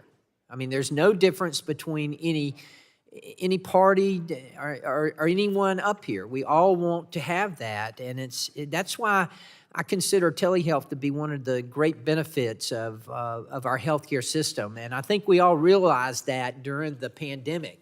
You know, I've always said there's a difference in knowing something and realizing something. We all knew how important telehealth was. We all knew that it was a wave of the future.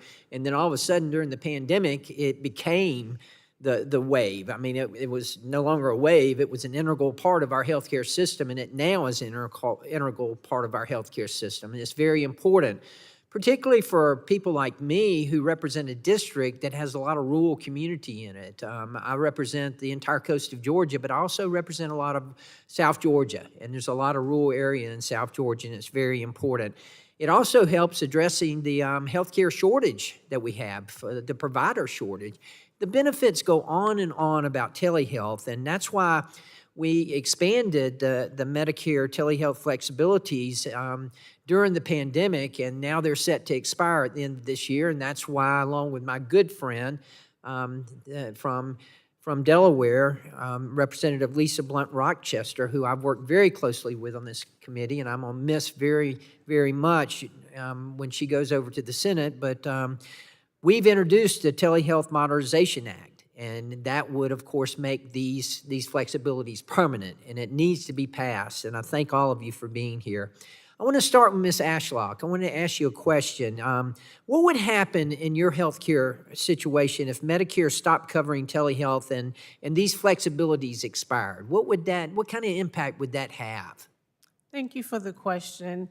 The impact that it would have is I would not get the immediate care that I'm getting now. I will have to wait for in-person appointments, and with specialists, that's like 3 months in advance. You know, you have to wait for me to see my neurologist, where we could be having a symptom going on where I need to see the neurologist like yesterday. Right. Right. Mr. Riccardi, let me ask you, the Telehealth Modernization Act will make these flexibilities or certain flexibilities permanent, what kind of potential adverse impacts and or implications for seniors would you see if these provisions were not extended or were not made permanent? I think, 4 years in, we have millions of people who are entitled to this benefit, and we cannot leave older adults and people with disabilities behind. People are used to receiving this type of care in their home.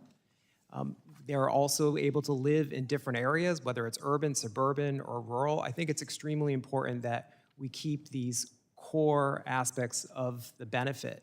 There is great promise of telehealth to reduce health disparities also. But I think there also needs to be accountability. We must fund the agencies, CMS, to examine the clinical effectiveness of that.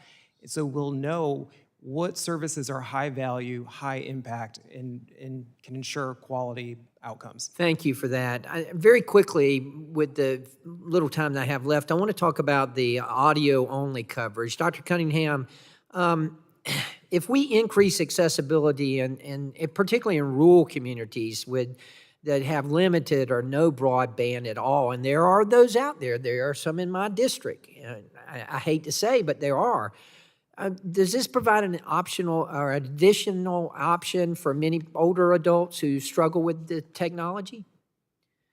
Yeah, thank you for that question. I think this is a question that comes up specifically in rural areas where there is sometimes lack of connectivity or technology barriers for the patients in those communities. I would say, obviously, ideally, we always want to try to do a virtual visit with a video interaction with a patient. But when that is not available, the next best thing is to be able to provide an audio-based visit. And so I think it's really important and critical that we include that in whatever legislation comes through. Good, good. Mr. Chairman, I want to again thank you for this hearing. What you've heard here, I think, all throughout today proves to us why we need to support the Telehealth Modernization Act and make this permanent. It needs to be permanent. This is an integral part of our healthcare system now, and it needs to continue on. Thank all of you for being here, and Mr. Chairman, I yield back. Gentleman yields back. Now recognize Dr. Ruiz for 5 minutes. Thank you, Mr. Chairman. Rural underserved communities face unique challenges in accessing high-quality health care. Geographic distances can lead to transportation barriers, with the nearest healthcare facility sometimes taking up to an hour or more to get to. Additionally, rural communities disproportionately experience the burden of healthcare workforce shortages. For example, in my hometown of Coachella, I did some research several years back. We found that there's one full-time equivalent physician per 9,000 residents. To be medically underserved area, it's 1 per 3,500. The recommendation is 1 per 2,000. So telehealth services are a game changer for many of these communities. They are lifesavers for the patient who lives too far from the nearest clinic, for the visually impaired patient who has difficulty navigating public transportation and would otherwise miss an in-person appointment, for the expecting mother with a high-risk pregnancy where the only maternity ward in the region has been closed, for example, and for so many more. So expansions to telehealth services during the COVID-19 public health emergency helped improve patient access to essential care. It is important that Congress continues to expand access to telehealth to ensure our most vulnerable patients do not fall through the cracks. And I would like to thank committee for bringing these bills up for consideration today. Ms. Ashlock, thank you for sharing your personal experiences with telehealth services during the COVID-19 public health emergency. Why do you believe that telehealth should continue now that the public health emergency has expired? And I know you've answered that a lot, but what is the recommendation if you were to have one major change on the way we use telehealth and our policy towards telehealth? What is that most important change that you would recommend to Congress? Thank you for the question. The most important change I will have is let the decision be between the doctor and the patient. In terms of? In terms of the care, should it be telehealth or should it be in person? Let them have that discussion if they should go in or they should do telehealth. Okay. And across the nation, the healthcare workforce has experienced burnout and challenges in recruiting and retaining physicians and other healthcare workforce, especially in rural and underserved areas. Dr. Cunningham, in communities experiencing physician shortages like mine, especially shortages of specialists, what is the opportunity for utilizing technology such as telemedicine and wearable technology to identify high-risk medical situations? And I know we've had that conversation as well during this committee, so I'm going to narrow it down to what would be the most important change that you would make to help foster more specialists as well as the utilization of telemedicine with specialists. Yeah. So thank you very much for that question. I would tell you that number one, we see tremendous promise with remote patient monitoring. So the more we can do to promote this model of care, I know I didn't talk about it as much during this call, but during this meeting, but tremendous promise for remote patient monitoring and for managing chronic diseases and remote therapeutic monitoring as well. In addition, I would say the biggest thing is if you create permanency in reimbursement for telehealth services and don't create barriers for us to be able to deliver the care in this fashion, the rural communities are only going to benefit more and more from that. Thank you.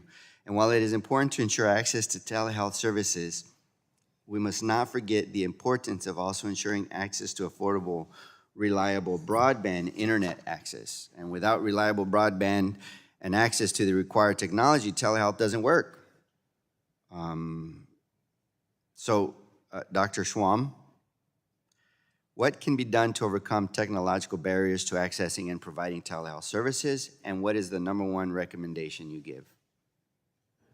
So I think you're pointing out another really important barrier, particularly for the rural population where broadband is not readily available. So I think strong government incentives to expand the broadband availability, much like the Rural Electrification Act under Eisenhower, is a vital part of ensuring access to care. As I said before, healthcare is becoming increasingly digital. It's not just telemedicine. It's your healthcare portal, it's access to the internet, it's the ability to view your medical record online. So I think that's really important, and I would emphasize this issue of licensure can't be underestimated, because in a rural area, what is the justification for me to go ahead and get that license in Iowa or in Arizona, California, whatever? You have to make the specialists more accessible by making the procedure of being available less burdensome. Thank you. I yield back. Gentleman yields back. I now recognize Dr. Dunn from Florida.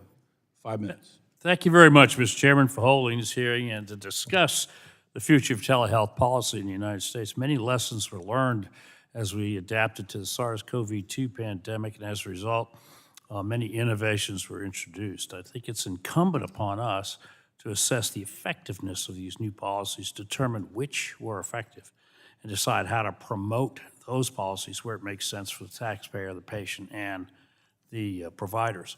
An unfortunate consequence of sweeping lockdown policies was missed doctor appointments, recommended preventative screenings, and severe disruptions to the mental health care appointments. Telehealth did provide an opportunity to return to regular medical visits, but also opened a can of worms, so to speak, regarding the potential for systemic abuse. Fortunately, the HHS OIG has evaluated that risk, the waste, and they're putting forward recommendations shortly that should provide checks on some of that.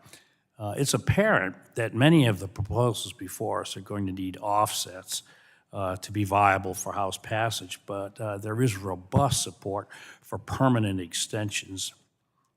Having said that, incremental extensions of telehealth flexibilities may allow us the opportunity to research our public health agencies, evaluate best practices, and make data-driven decisions about telehealth going forward. Dr. Schwam, thank you for sharing your experience as a practicing physician. Your practice of telemedicine related to stroke care, do you see patients across state lines? Yes, I do, and I recently moved from the Mass General Brigham Health System to Yale, but when at the Mass General Brigham, I was licensed in multiple states. I hope you're as happy or happier. Does Connecticut belong to the Interstate Medical License Compact? Yes. Yeah, so I was licensed in multiple states in New England, and I have cared for many patients in rural parts of New Hampshire and Maine, and I will tell you, I want to make a point on the liability here, so stick with me. I've got some Yeah, more for you. please. It's my understanding that under the compact, a single state license provides the ability for providers to practice medicine across state lines, including telehealth, correct? actually not quite correct. The compact allows me to apply for a license in multiple states with one application, but I must maintain a medical license in each of those states and comply with all of their requirements. In each state, you have your license. So are you proposing that as the compact? Because I think that Florida right now is entering into a compact which does not require additional state license or just registration. Yeah, there are some regional compacts that the governors of those states have entered into which support what Dr. Marocha referred to as licensure reciprocity. Reciprocity gives you full rights and opportunity in that state, but But those it's a are licensure, not a registration, right? correct. Okay, so, but in our, southeast, I guess, region, what we have is simple registration across state lines, a single state license. All right, so that's a little different, but it's also the situation that's going to obtain in Florida if we go forward on the current route. And it's my understanding then, in that case, the physicians remain subject to the CME requirements in the single state in which they're licensed and not the state the patient resides in, correct? Yes, in Okay. states, limited states that allow registration. Okay, so an MD who then would be subject to their home state medical board regulations, but the disciplinary actions of all of the state medical boards where they see a patient. In Florida, during this past legislative session, the legislature agreed to join an interstate medical licensing compact, and they're in the process right now of implementation. Since 21, however, to practice telemedicine in Florida, the only requirement was just pay a fee, register, and be in good standing in your home state where you're licensed, and register with the Florida State Medical Board. Out-of-state providers were thereby disciplined by the Florida Board of Medicine by having their telemedicine registration revoked. However, I think it set standards of practice across state lines now where you can have a field day with medical malpractice suits. And I wondered, that poses a problem. I ran a large practice, a lot of doctors. How do we manage that liability across state lines? I think that the liability ought to stay where the license is. It echoes my prior comments that care should be considered to be rendered where the provider is located, and the provider should be disciplined by the medical board in that state, and any other medical board should be able to bring an action to the home medical board if they raise concerns Excellent. about out-of-state care. You and I are in agreement, Dr. Schwab, and I think that's an important distinction for us as physicians. And with that, Mr. Chairman, I yield back. The gentleman yields back, and now recognize Ms. Custer for 5 minutes. Thank you so much, Mr. Guthrie and Ranking Member Eshoo, for holding this very, very important hearing. I sometimes think that telehealth was the biggest change in our life to come out of the COVID-19 pandemic, and I can certainly say that for my largely rural district in New Hampshire. To access primary care and behavioral health services, patients in my rural communities have to travel long distances over mountains with difficult weather conditions, taking time away from work, having to find reliable childcare, and often leading to delayed or foregone care. But during the pandemic, Congress stepped up. We passed the Bipartisan CARES Act to expand access to telehealth, and it made a critical difference to my constituents. These expanded flexibilities have allowed federally qualified health centers and rural health clinics to deliver timely care in a convenient setting for their patients. These health centers serve the country's most vulnerable populations, and the expansion of telehealth has helped to shorten wait times, reduce no-show rates, enabling healthcare professionals to provide quality care to their patients regardless of where they live. Without further congressional action, as you all know, by the end of this year, patients will no longer be able to use telehealth and services that they have come to rely upon in access to their health care. My bill with Congressman Thompson, the Health Act, will allow FQHCs and RHCs to continue delivering virtual care and will implement a permanent payment system for telehealth services ensuring that even our most rural communities can continue to receive the care they need and deserve. Now, Ms. Ashlock, I know you've talked a lot already today about your condition, but just briefly, is there anything else you'd want to add on what would change in your life if Congress fails to extend telehealth policies? Thank you for the question. What would change in my life would be the comfort, in not have the stress to go to my doctor's appointments, finding parking space. It's just the ease of being able to get an appointment and also being able to have my family to join an appointment with me. That would all go away. Yeah, that's an important consideration as well. Thank you, and thank you for being with us today. Dr. Cunningham, in your testimony, you shared that telehealth has helped vulnerable and underserved communities to access high-quality care. Can you speak to the need for Congress to establish a permanent telehealth policy for safety net providers such as rural health clinics?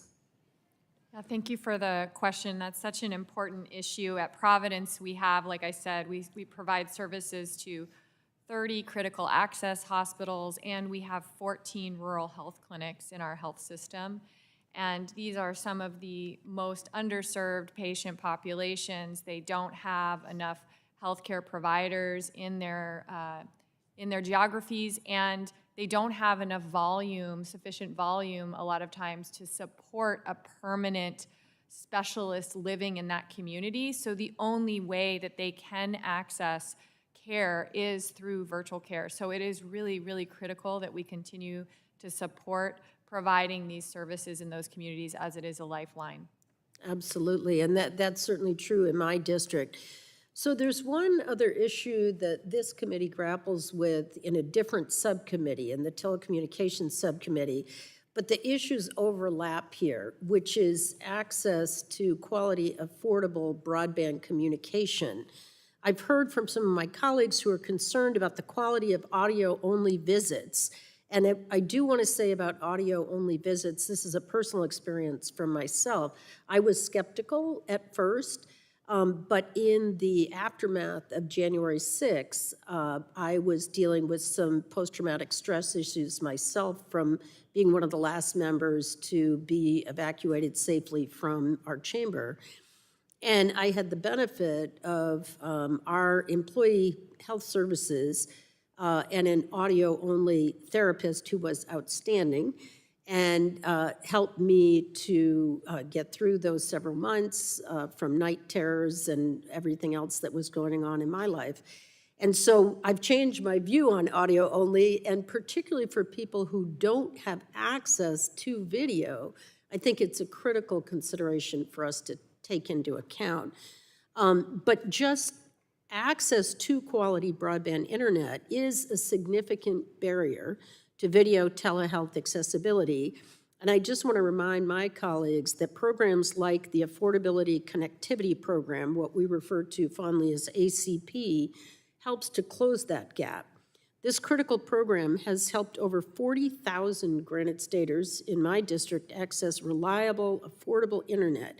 And I hope my colleagues today will join me in supporting extending the ACP as well. So I thank you for your work. I thank you for being with us today. It's critically important, and I urge the committee in a bipartisan way to move forward. Thank you. Generally yields back. Now recognize Dr. Joyce, 5 minutes. I'd like to thank Chairman Guthrie and Ranking Member Eshoo for holding this important hearing and to our panel for testifying. During the COVID-19 emergency, we saw the rapid expansion of virtual care service for Medicare beneficiaries. Many of these COVID-19 telehealth flexibilities that were extended in the Consolidated Appropriations Act of 2023 are set to expire at the end of this year. There is an especially pressing need to reauthorize waivers for patients in need of cardiopulmonary rehabilitation services. Currently, only rehab provided in physician offices, which is less than 5% of available programs, are covered under Medicare as part of telehealth extensions. The other 95% of cardiopulmonary rehab is provided as an outpatient service. coverage of which expired along with the public health emergency, and so seniors are left behind with very little access to virtual care. I appreciate that this subcommittee considered legislation that I introduced with Representative Scott Peters, H.R. 1406, the Sustainable Cardiopulmonary Rehabilitation Services in the Home Act, during a previous hearing focused on strengthening patient access to care in Medicare. As we consider the need to maintain virtual access to care, we shouldn't forget about access to services that are already lapsed. And I look forward to continuing to work to advance this important piece of legislation. There is a real need for these services. Cardiac rehab at home done through telehealth has been shown to reduce hospitalizations by approximately 30%. Dr. Schwann from the American Heart Association, how will increasing access to virtual services aid in uptake of these rehab services for Medicare beneficiaries? Thank you so much for the question. I think what you're highlighting, once again, is an example of patients who need a repeated, high-frequency series of visits to achieve the best health outcomes.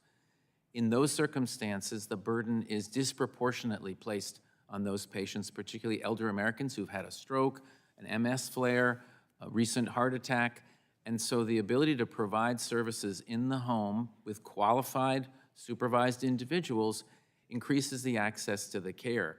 We're talking a lot in this room about the fear of overutilization, but we should also be talking about underutilization. And to that point, can you speak how increased access to cardiopulmonary rehabilitation will ultimately improve overall health outcomes?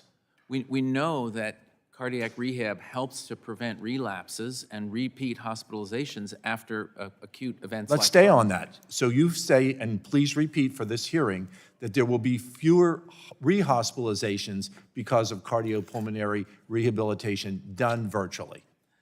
I don't know that I can provide evidence to you that virtual delivery of cardiopulmonary rehabilitation is as effective as in-person rehabilitation.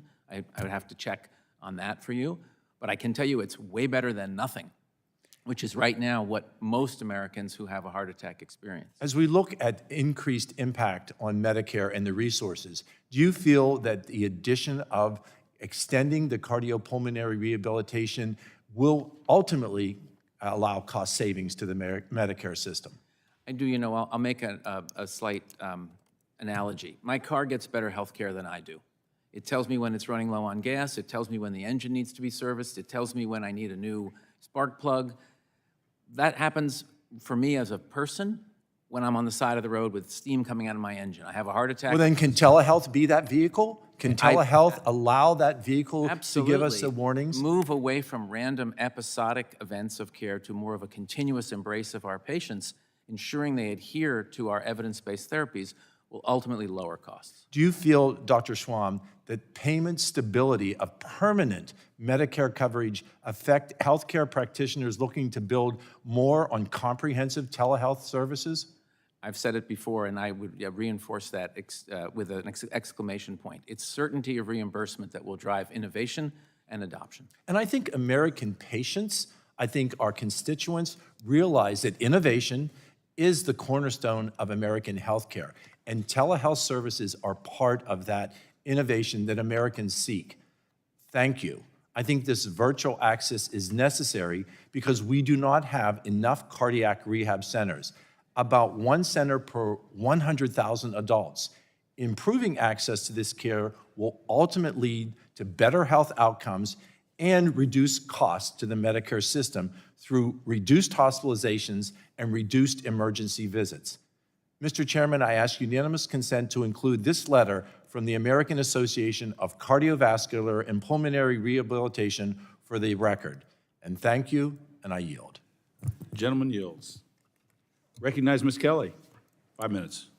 Thank you so much for holding today's important hearing. There's been a substantial increase in telehealth utilization, particularly among Medicare beneficiaries during the pandemic. Feedback from healthcare providers and patients across the urban, suburban, and rural sectors of my district highlight how The use of these services during the COVID-19 public health crisis has not only enhanced access to care, but also addressed workforce shortages, led to improved health outcomes, and saved lives. Mr. Riccardi, what safeguards do you believe are necessary to ensure both the equitable access to telehealth services and the monitoring of the quality of these services, especially for vulnerable populations such as those residing in rural areas? Thank you for that question. The vast majority of our clients and our most time-intensive issues that we work on are for people who are duly eligible for Medicare and Medicaid, for people who are very low income, may not be enrolled in programs. So there continues to be barriers that exist for them in accessing telehealth. Maybe it's broadband, digital literacy. So we can also have to continue to make investments in other programs to strengthen those areas, the Older Americans Act programs, including state health insurance programs. And we also have to have safeguards in place where, in particular, vulnerable populations still have access to in-person care. So we need to address workplace shortages and not look to telehealth to solve that long term. So I think in respect to transparency, we also have to measure the clinical effectiveness. I absolutely agree that care should be decided between a physician and their patient, but we must rely on the agency to look at telehealth and see whether or not it's as good as or better than in-person care. And when we're thinking about audio only, we still need that service because many people lack access to AV. Thank you so much. Dr. Swam, as a physician specializing in treating patients with complex stroke conditions, you've emphasized the advantages of telehealth, particularly in evaluating patients' recovery from their own homes. Can you elaborate on how telehealth has facilitated your ability to access patients' progress, to assess patients' progress in their home setting in ways that were previously challenging during traditional face-to-face appointments? And how do you foresee telehealth continuing to influence patient experiences and outcomes? Thank you for the question. You know, many of my patients have significant mobility limitations after stroke. They may have family members who are unable to join them at their visits. And we see so much variation in the degree of recovery patient to patient that we know that social drivers of health, environmental factors, even their home, the way their home life is organized, can have a significant impact on their outcome. Seeing my patients in their homes, often with their family members, maybe their favorite pet, gives me a different kind of connection to them. It's like the house call that doctors used to make years ago that we don't make anymore. And I think that it affords us the ability to also see those patients, again, on short notice when they've had a significant deterioration and make the decision about whether or not further high-cost imaging or an admission to the hospital might be necessary. So I think it's a really vital part of delivering the highest quality health care.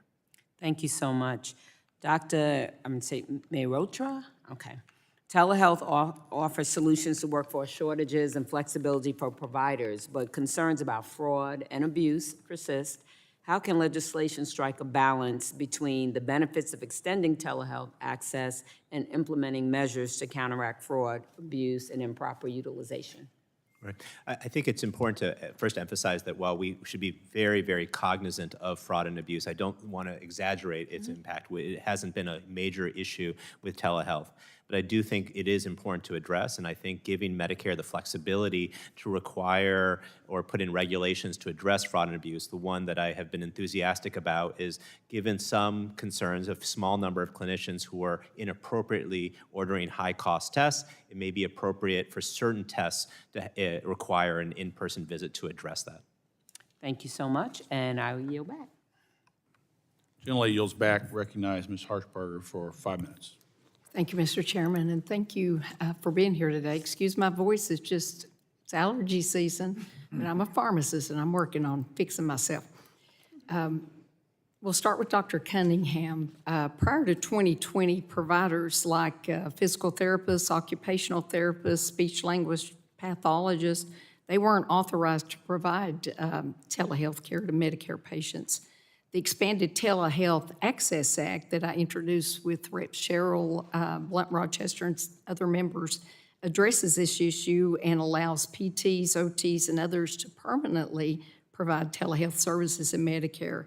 And my question is, what would you consider to be the potential benefit of continuing telehealth flexibilities for providers that have traditionally provided hands-on in-clinic care, and what's the private sector doing with regards to these providers?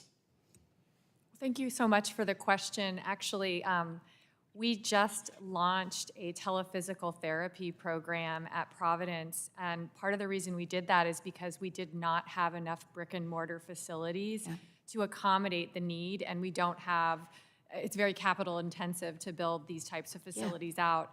And we've had a tremendous experience with this program.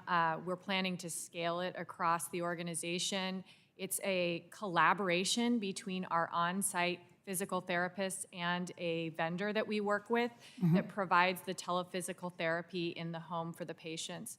We've been able to demonstrate really great outcomes with these patients, and in fact, a lower utilization rate in the sense that typically in-person visits and episodes for telephysical therapy are 6 on average per episode, and we're experiencing 3.4 per episode for our telephysical therapy program. So actually a potential reduction in cost is what we may be realizing over time. So I think there's a lot of exciting work happening in this space and a lot of great potential. Well, good. Good thing I introduced that bill. Mr. Riccardi, I've heard from constituents and see more and more news stories that facility fees have been a challenge for patients and that patient coinsurance can be pricey. And my question to you is, what are your thoughts about facility fees, and should we prohibit facility fees for telehealth? Thank you for that question. Cost sharing is a major issue that we also hear on our helpline. Sometimes our beneficiaries are confused as to why they're being charged a copay or multiple copays, or why one visit results in an additional visit. And so I think first we need to have clear notification to beneficiaries about the cost of telehealth. And I look to the agency to consider the rates that are paid for telehealth in comparison to in-person visits. There are costs associated with telehealth, of course, and there are other costs associated with in-person. Yeah, exactly. I'll go back to Dr. Cunningham. We've learned many important lessons and the essential role telehealth has played. I'm a big advocate for that. It's almost a year after the official end of the public health emergency, and we're continuing to look at these lessons learned and how providers, patients utilize telehealth and virtual care. We know that more than 8 million Medicare fee-for-service beneficiaries had at least one telehealth visit. So how can these telehealth visits be used to reduce unnecessary emergency room visits and bolster preventative care services, is my question. Yeah, so I mean, we have some really great examples. For example, we have a remote patient monitoring program that specifically targets congestive heart failure, hypertension, and diabetic patients. We've had so many great catches that we never would have caught if we hadn't had this program deployed, where the patients would have ended up hospitalized. We've seen a 3x increase in guideline-directed medical therapy for our congestive heart failure patients, which is associated with a 70% reduction in mortality. So, I mean, the impact is significant. We have early signals for reduced EMS calls and reduced ED visits and readmissions in this patient population. So, huge promise as we scale this program out. That's amazing. You know, I represent a very rural district in East Tennessee, and we're a border district. I mean, I touch Virginia, Kentucky, North Carolina. And when you have the flexibility to practice across state lines, it's huge. You know, and I'm also co-chair of the Congressional Bipartisan Rural Health Caucus, because with a member on the other side from Hawaii, you know, we have the same issues all across the country. And a lot of members like me are particularly focused on how virtual healthcare can fill the gaps in care for rural health and underserved communities. And I feel that telehealth can be used to address the shortage of medical professionals in rural areas. I mean, for goodness sakes, I'm a pharmacist. We'd love to have provider status. But is there another way that Congress can encourage more telehealth usage among rural providers, specifically in smaller independent practices that have fewer resources and larger systems? I would go back to some of the comments that Dr. Schwam and I have made, which is when there's uncertainty in the reimbursement model, where that's you're good. kicking the can down the road 1 year, the next year, there's a hesitancy, especially from these smaller practices, to really kind of go all in because there's an investment involved in making that transition. Yeah. And so they need to have that reassurance that reimbursement is going to be stable Yeah. so that they can make the investment in making those transitions I in their got you. practice I models. appreciate it. I'm over my time, so with that, I yield back, Mr. Chairman. Generally yields back, recognize Ms. Pentagon for 5 minutes. Thank you, Mr. Chairman. I want to thank the witnesses for being here today, for your important work to protect and expand access to telehealth services, especially for older Americans enrolled in Medicare. And I want to give a special shout out to Dr. Cunningham and the rest of the team at Providence. Not only have they been very helpful, but Providence is a not-for-profit health care system that operates over 1,000 hospitals and medical clinics across multiple states, and of course, including in my very own district in San Pedro. Every year I go and take a tour and see the latest of what's happening out there and the care provided to constituents. So thank you, Dr. Cunningham. My question is for you, Dr. Cunningham. 70% of households in my district report that they speak a non-English language at home as their primary language, and they are less likely to use telehealth services compared to individuals whose primary language isn't English. What can Congress, what can we do to bridge that digital divide and promote equitable access to telehealth services for non-English speaking communities? Thank you so much for the question, and thank you for your support as well for Providence. We are huge proponents of the SPEAK Act, which develops best practices to improve language access for patients with limited English proficiency. And we fully and wholeheartedly are all in on supporting that legislation. In addition, for our telemedicine services, we offer interpreter services when they're needed for any patient in any of our geographies. So we are very committed to ensuring that that service is available to our patients, not just telehealth, but also brick and mortar and inpatient as well. In addition, we also support bringing in a family member. I know that was brought up with some of the other folks that were testifying today, that it's very nice to be able to not only bring in the interpreter, but to also be able to bring in a family member that can listen in on the visit if they're not physically with the patient at the time. So those are some of the things that we are supportive of. Great, thank you. I am also a co-sponsor of the SPEAK Act, so I think it is a good tool to have a task force help identify some of the best telehealth practices for Americans who are not English speaking. Dr. Cunningham, 60% of adults in the United States now live with at least one chronic condition, which accounts for $4.1 trillion in healthcare spending every year. During your testimony, you mentioned how Providence uses technology to remotely monitor patients with diabetes in their own homes. Can you talk about the potential cost savings of chronic disease management programs that are provided via telehealth? Yeah, I mean, that was some of the data points that I brought up earlier with, we have remote patient monitoring specifically targeted on the big four diagnoses, which constitutes a large portion of the disease burden, which is congestive heart failure, diabetes, and hypertension. And then soon we will be rolling out COPD, which is pulmonary disease. And we've been able to see an improvement, significant improvement in quality of patient care as a result of having these programs.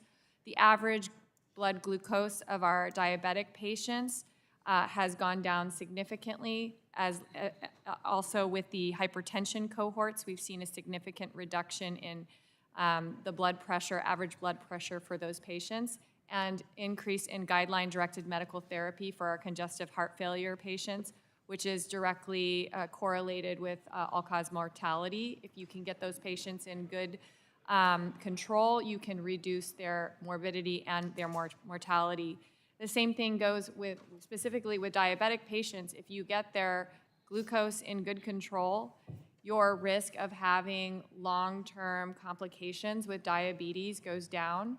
And we know that there's a significant amount of expense and cost related to complications of diabetes. So these types of programs are so important. And go back to one of the things that Dr. Schwam brought up as well. You can't effectively manage chronic diseases in a office visit that lasts 20 minutes every 2 to 3 months. It's this very frequent interaction where you can titrate and maintain and monitor your patients and kind of tinker with their management to get them into good control that really is going to be a key to success in managing chronic disease. Thank you. The other last thing I just want to mention is the Affordable Connectivity Program, which helps connect people to the internet, is about to expire. And this Congress has to do a better job of making sure we re-up that. And I hope my colleagues across the aisle will see the importance of that, and it's tied to telehealth. Thank you. I yield back. Generally yields back. Recognize Mr. Bilirakis for 5 minutes. Thank you, Mr. Chairman. I appreciate it. And I want to thank the panel for their testimony. As we know, today's hearing is about the future of telehealth and maintaining readily available ways for Medicare beneficiaries to access the care. This can often be preventive care to help keep patients out of more acute and more expensive settings. I was glad to partner with Representative Dingell on the Prevent Diabetes Act, which would expand the diabetes prevention program and authorize a virtual component so we can put in strategies to catch seniors early in the pre-diabetes stage. Beyond that, I'm glad and fully supportive of the proposals here today that extend the COVID-era telehealth waiver authorities as it provides an important resource for seniors in my district, particularly in the rural areas and in the field of mental health care. The first question will go to Ms. Ashlock. I'm encouraged to hear that telehealth was so valuable to you and allowed you to get the mental health care you needed. Broadening telehealth access for mental health and behavioral health services is something I worked on for many years through the enactment of the provisions My Ease Behavioral Health Services Act during the pandemic. From your experience, how has telehealth access made reaching out and receiving mental health care easier for patients? Thank you for the question. Sorry, I didn't hear my name in No, the that's beginning. okay. That's okay. Reaching out for mental health, it was, at first it was hard, because like I said, when I reached out, it was in the middle of COVID, and I think a lot of people were reaching out for mental health at that time. So at first it was hard to get an appointment, even to get to, talk to someone at an office, because they were not in the office. But once I did find someone, that, like I said, it wasn't close to me, that experience of just feeling like I was in my living room and be able to have that mental therapy was the plus for me, especially dealing with depression during that time. Thank you. Thanks for sharing your experience. Very helpful. Dr. Cunningham, one requirement that is currently in place but is set to expire at the end of the year is an in-person requirement for mental health and behavioral health every 6 months. While it's well-intentioned, I'm concerned this policy might make it harder for patients to receive the care they need. And I know we have a proposal before us today. I'm concerned about the rural areas more specifically, but again, I know we have a proposal before us today from Representative Matsui that would get rid of that particular requirement. Has there been anything learned from our experiences during the pandemic that justifies allowing this requirement to go back into effect? Thank you for the question. And the answer is no. There have not been any learnings from the pandemic that would require this. There's no compelling clinical reason to require that there has to be an in-person visit within 6 months of establishing care for mental health. And in fact, it will become a barrier to access to care, especially in rural communities where 65% of non-metro communities do not have a psychiatrist living in those communities. So if you require this, then you will severely limit access for many of those patients. Well, thank you very much. Very helpful. Thanks for answering that directly. Dr. Schwam, you mentioned in your testimony that telehealth being reimbursed has allowed providers to increase their capacity to help improve access to telehealth to populations that have unique needs and might not have traditional access. This may include seniors who need a multi-purpose video call or audio-only telehealth visit, or individuals with limited English proficiency. I was glad to be a co-lead on Representative Steele's bill that requires HHS to provide guidance to providers regarding these challenges. What are some of the ways providers can reach these populations, and what will happen to access in these communities if we don't continue the current telehealth flexibilities? If you could answer that, I'd appreciate it. Dr. Cunningham, please. Sorry.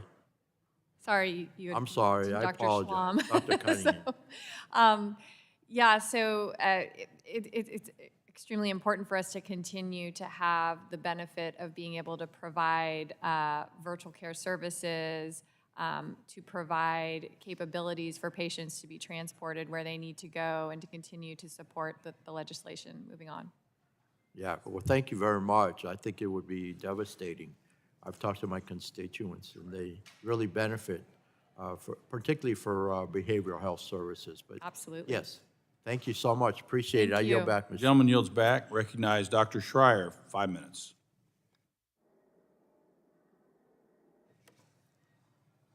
Thank you, Mr. Chairman, Dr. Chairman. I'm so glad you're back. I want to thank all the witnesses for coming today. And first, I would just like Mr. Chairman to submit the Children's Hospital Association statement for the record. It talks about the importance of telehealth for people who live in rural communities and have serious, complicated diseases, and their need to see specialists without traveling across states. As a doctor, I know firsthand the importance of telehealth for patients and for providers. My district covers 10,000 square miles, so for many of my constituents, the flexibility that comes with telehealth that is currently in place has been critical to their access to quality care. As we consider how to move forward with telehealth beyond this year, I would urge this committee to remember the lessons that we learned during the pandemic. And the reality is that delivering healthcare should not be entirely virtual, but it also doesn't have to be entirely in person. And we need to provide patients with the flexibility to decide with their physician which type of care would work best for their condition and circumstances. My first question is going to be for you, Dr. Schwam. With widespread physician shortages and burnout, telehealth may help maintain the physician workforce that we currently have and alleviate some burnout. According to an NIH study, 76% of physicians felt that telemedicine increased flexibility and control over patient care. However, there were also studies that showed telehealth added to doctors' already substantial after-hours charting and messaging with patients, which has increased, also known to us as pajama time. So, Dr. Schwam, what lessons have we learned from the pandemic when it comes to telehealth and provider burnout? And how can we optimize telehealth, maybe with additional staff support or better technology, to ensure that physicians aren't taking on even more burden and more stress and more time away from their families? Thank you so much. That's a really insightful observation. And I think it's a reflection of the fact that we largely launched telehealth services in response to the COVID crisis and focused exclusively on the face-to-face time component of the physician or provider-patient relationship. And much of the pre-visit and post-visit work, we simply were going to let it be figured out by somebody. And what that resulted in was a lot of what you call pajama time, right? Which is after hours work, picking up the pieces, ensuring the continuity. As we've said before, I think two things. Number one, permanent payment allows us to invest in those other pre and post visit experiences. the overhead of providing the care shifts from in-person, but it still needs to happen. I think the second thing is that we're poised to implement technologies like ambient listening, which is artificial intelligence-powered scribing, so that much of the work of documentation can be occurring during the visit rather than at night after you've put the kids to bed. So I think it's an important point, and we need to make the system more resilient. It's great, unless it's like the technology that I currently use where I have to edit it afterwards, and it doesn't necessarily save time. Now, I wanted to talk about patient experience too, because I know, at least as a community pediatrician, I need a height, a weight, a growth chart, I need blood pressures, I need the pre-work before I walk into the office. I'm just wondering how many diagnoses have been missed because you didn't see a mole on the skin or a curve in the back or a falling off on a growth curve. Yeah, you know, we looked at this a little bit. It's hard to find this data in claims data, and since we don't randomize patients to a telehealth versus an in-person experience, it's very hard. I think anecdotally, many of our primary care physicians commented on the fact that when they got patients back in the office and did a physical exam, they found a lump that, you know, maybe hadn't been there before.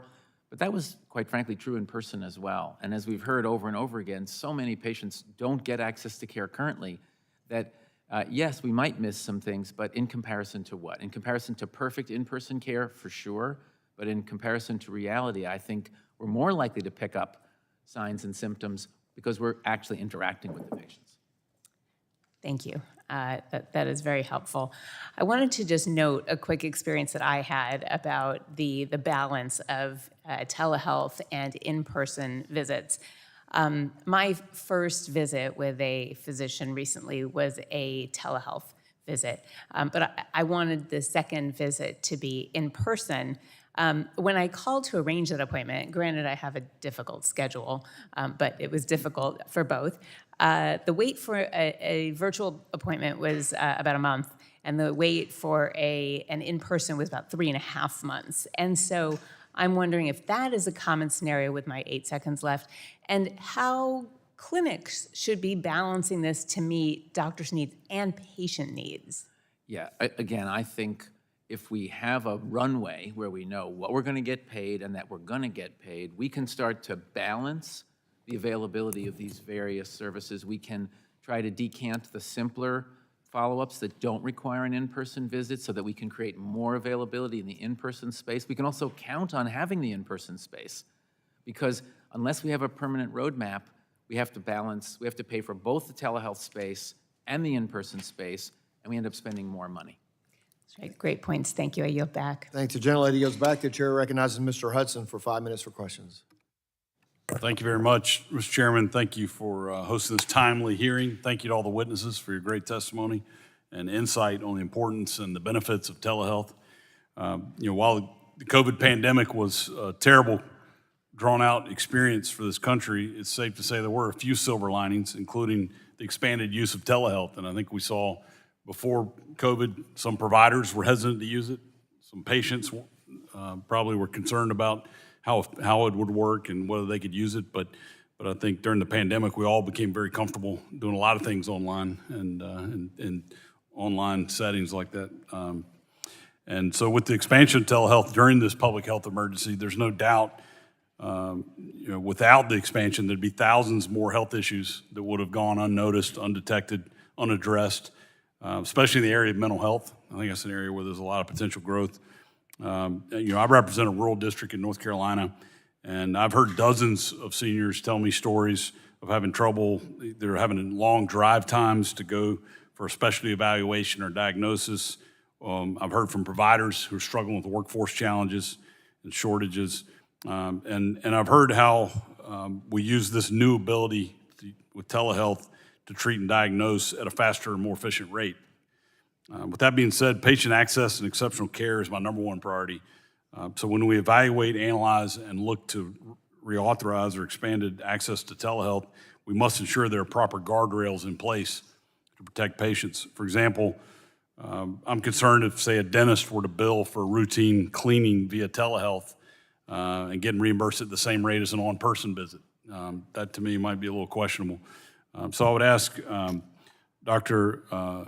either Dr. Schwam or Dr. Marotta, either one, if you'd like to maybe answer, what are some guardrails we can implement to ensure that patients are still receiving quality care through virtual services? I'll speak briefly and then turn it over to my colleague. I think we have to recognize that we're not going to be able to legislate when, for most services, when in-person versus virtual is appropriate. There are so many components to an engagement that can be addressed virtually. But I would agree with you, a tooth cleaning seems like the kind of thing that you have to lay your hands on in person. And we can identify and should identify and try to capture a category of visits where we really believe that service must be provided in person. But I really urge you not to try to legislate broad categories of ICD-10 codes or subspecialty certifications. Many of us provide behavioral health services to our patients, even if we're not licensed psychiatrists. So oversight is very important, but we also don't know the quality of that cleaning when it's done in person, quite frankly. So we have a very high bar for proving value in virtual care, but we don't really extend that same scrutiny to in-person care. Dr. Marocha? Yeah, and I do think that, but monitoring is critical. So I think that one of the points that I like to emphasize is that within the context of the Medicare program, ensuring that Medicare can track these services and appropriately identify circumstances where there might be inappropriate care is critical. And that requires some changes to regulations. So for example, I've raised the concerns about virtual-only companies. We need to be able to better track the care that's being provided by those companies so that we can make sure that they are providing high-quality care.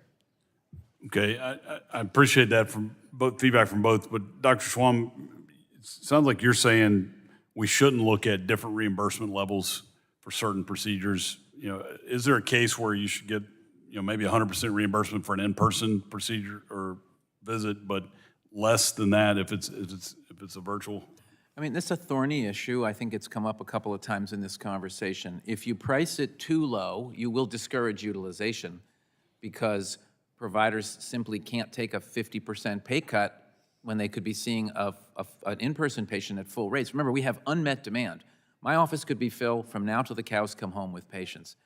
So I think we have to recognize that we have to tie it to the true cost of providing the visit. Right now, the cost is actually higher because we have to maintain full in-person capability and telehealth capability. If we have a permanent roadmap, we can start to actually readjust the expense base and figure out ways to deliver telehealth at lower cost. So I would be in favor of a ramp that would take us from full parity down to a lesser value. But as my colleague, Dr. Marotra, has said, we need to study very carefully where that price point is so that it balances utilization rather than creates perverse incentives. Great, and I'm about to run out of time, but maybe y'all could respond in writing. Have there been any checkpoints to allow data analysis and learning as a way to align incentives like you talk about? Is there a way for us to collect data? I think, you know, as my colleague said, requiring some form of modifier codes that allow us to know who's providing the care and that it was provided over telemedicine will at least give you the ability to look through claims data to understand the proportions. But as I said before, if you don't randomize patients to the two different treatments, it's very hard to tell because the patients who were sicker might do telehealth and the ones who were healthier might come in person and suddenly it looks worse. So it's a challenge. Thank you. I'm over time, so I'll yield back. Thank you, gentleman. Yields back. The chair recognizes Ms. Trahan for 5 minutes for questions.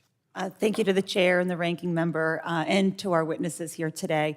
Missed health care appointments or no-shows serve as a stark reminder of health disparities. Historically, individuals from low-income backgrounds, Medicaid beneficiaries, those belonging to minority groups have consistently exhibited the highest rate of no-shows. Factors such as limited access to transportation, affordability issues, lack of child care, inflexible work schedules disproportionately affect these groups, contributing to their higher rate of missed health care appointments.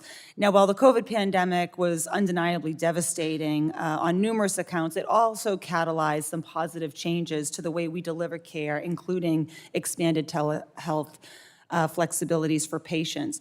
Greater Lawrence Family Health Center, which is located in the district I represent, is a community health center that caters to a culturally diverse patient population with approximately 70% of its patients being non-English speakers. As of March 2021, the center had seen an increase in overall appointments compared to the previous year, which many providers at the center attributed to the expansion of telehealth services. Patient no-shows cost the healthcare system billions of dollars, with a single missed appointment estimated to cost $300 or around $200. But in a $3.5 billion industry, the total impact of no-shows across the U.S. healthcare system accounts to approximately $150 billion annually. Dr. Schwam, how will permanently implementing the telehealth flexibilities in this hearing reduce both direct and indirect costs to the healthcare system while ensuring continued access to care for low-income patients? Well, I think you've highlighted a really important point, and thank you for surfacing it in this committee, which is that this burden disproportionately impacts vulnerable patients. And part of the reasons are the social drivers of health. Part of the reasons are that we don't have the same kind of robust and almost brute force remindering, monitoring, encouraging embrace of those patients.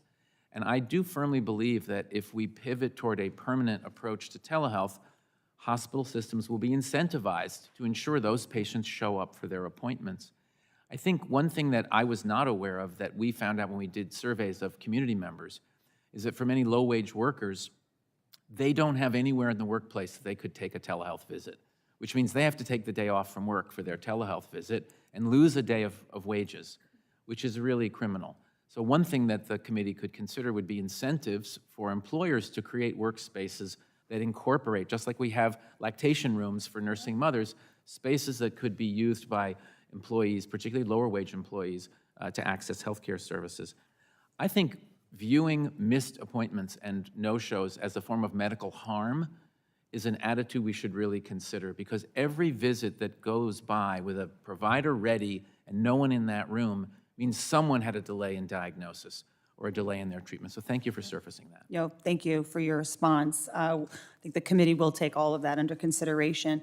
Last year, my colleagues and I expressed concerns about a proposed DEA rule that would have limited patient access to buprenorphine and encouraged an evidence-based approach to make permanent the use of audio-only or audio-visual telehealth technology for the initiation of this drug for treatment of OUD.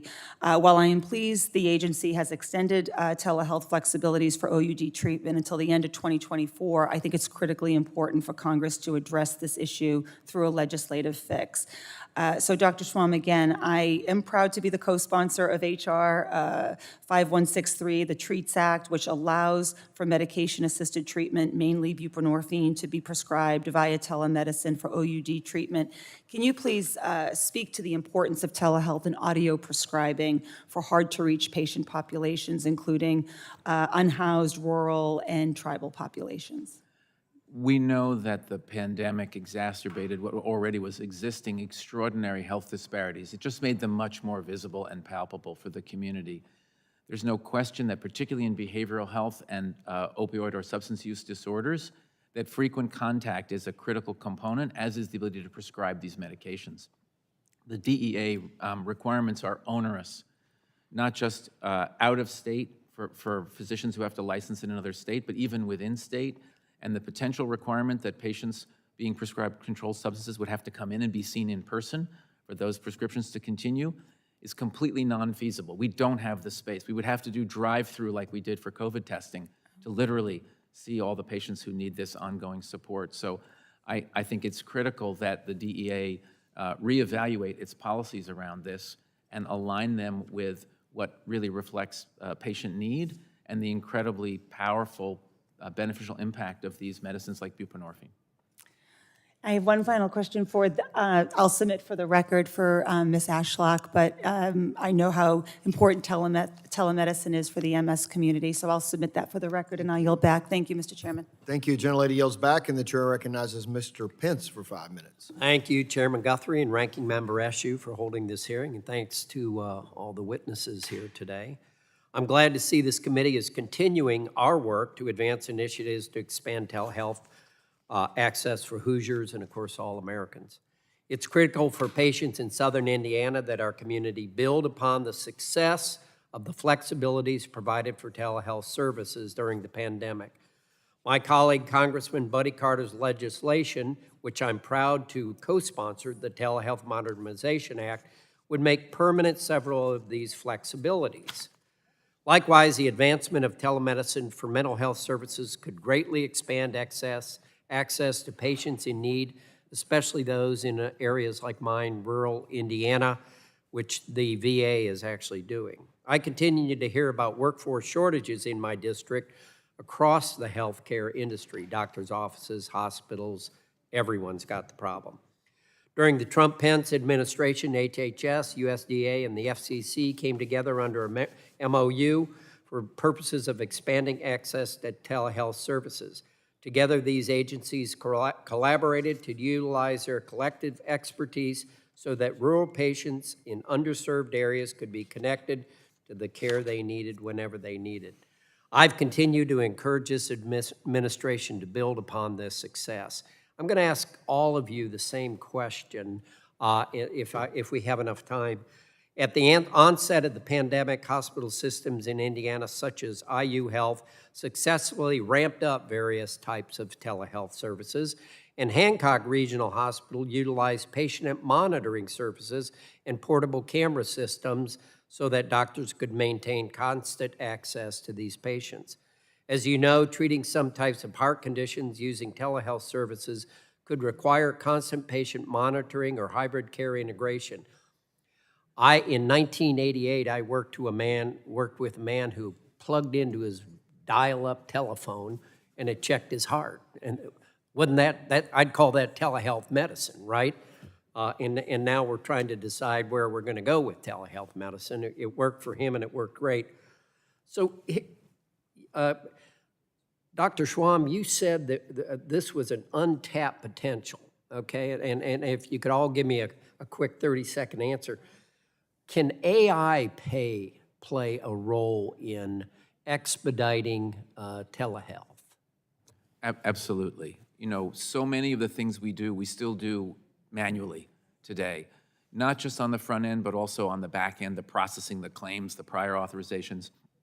We have a huge opportunity to declutter and reduce administrative burden that allows clinicians to practice at the top of their license and to focus on creating care pathways for how your care should proceed after you leave the office, that AI can help power a journey for you with reminders in the format that would be best for you, a phone call, an email, a text message, and monitor your progress. And if you don't deviate, you don't need another human touching you on that journey. It's Representative Hudson, he kind of had a two-tier system, right?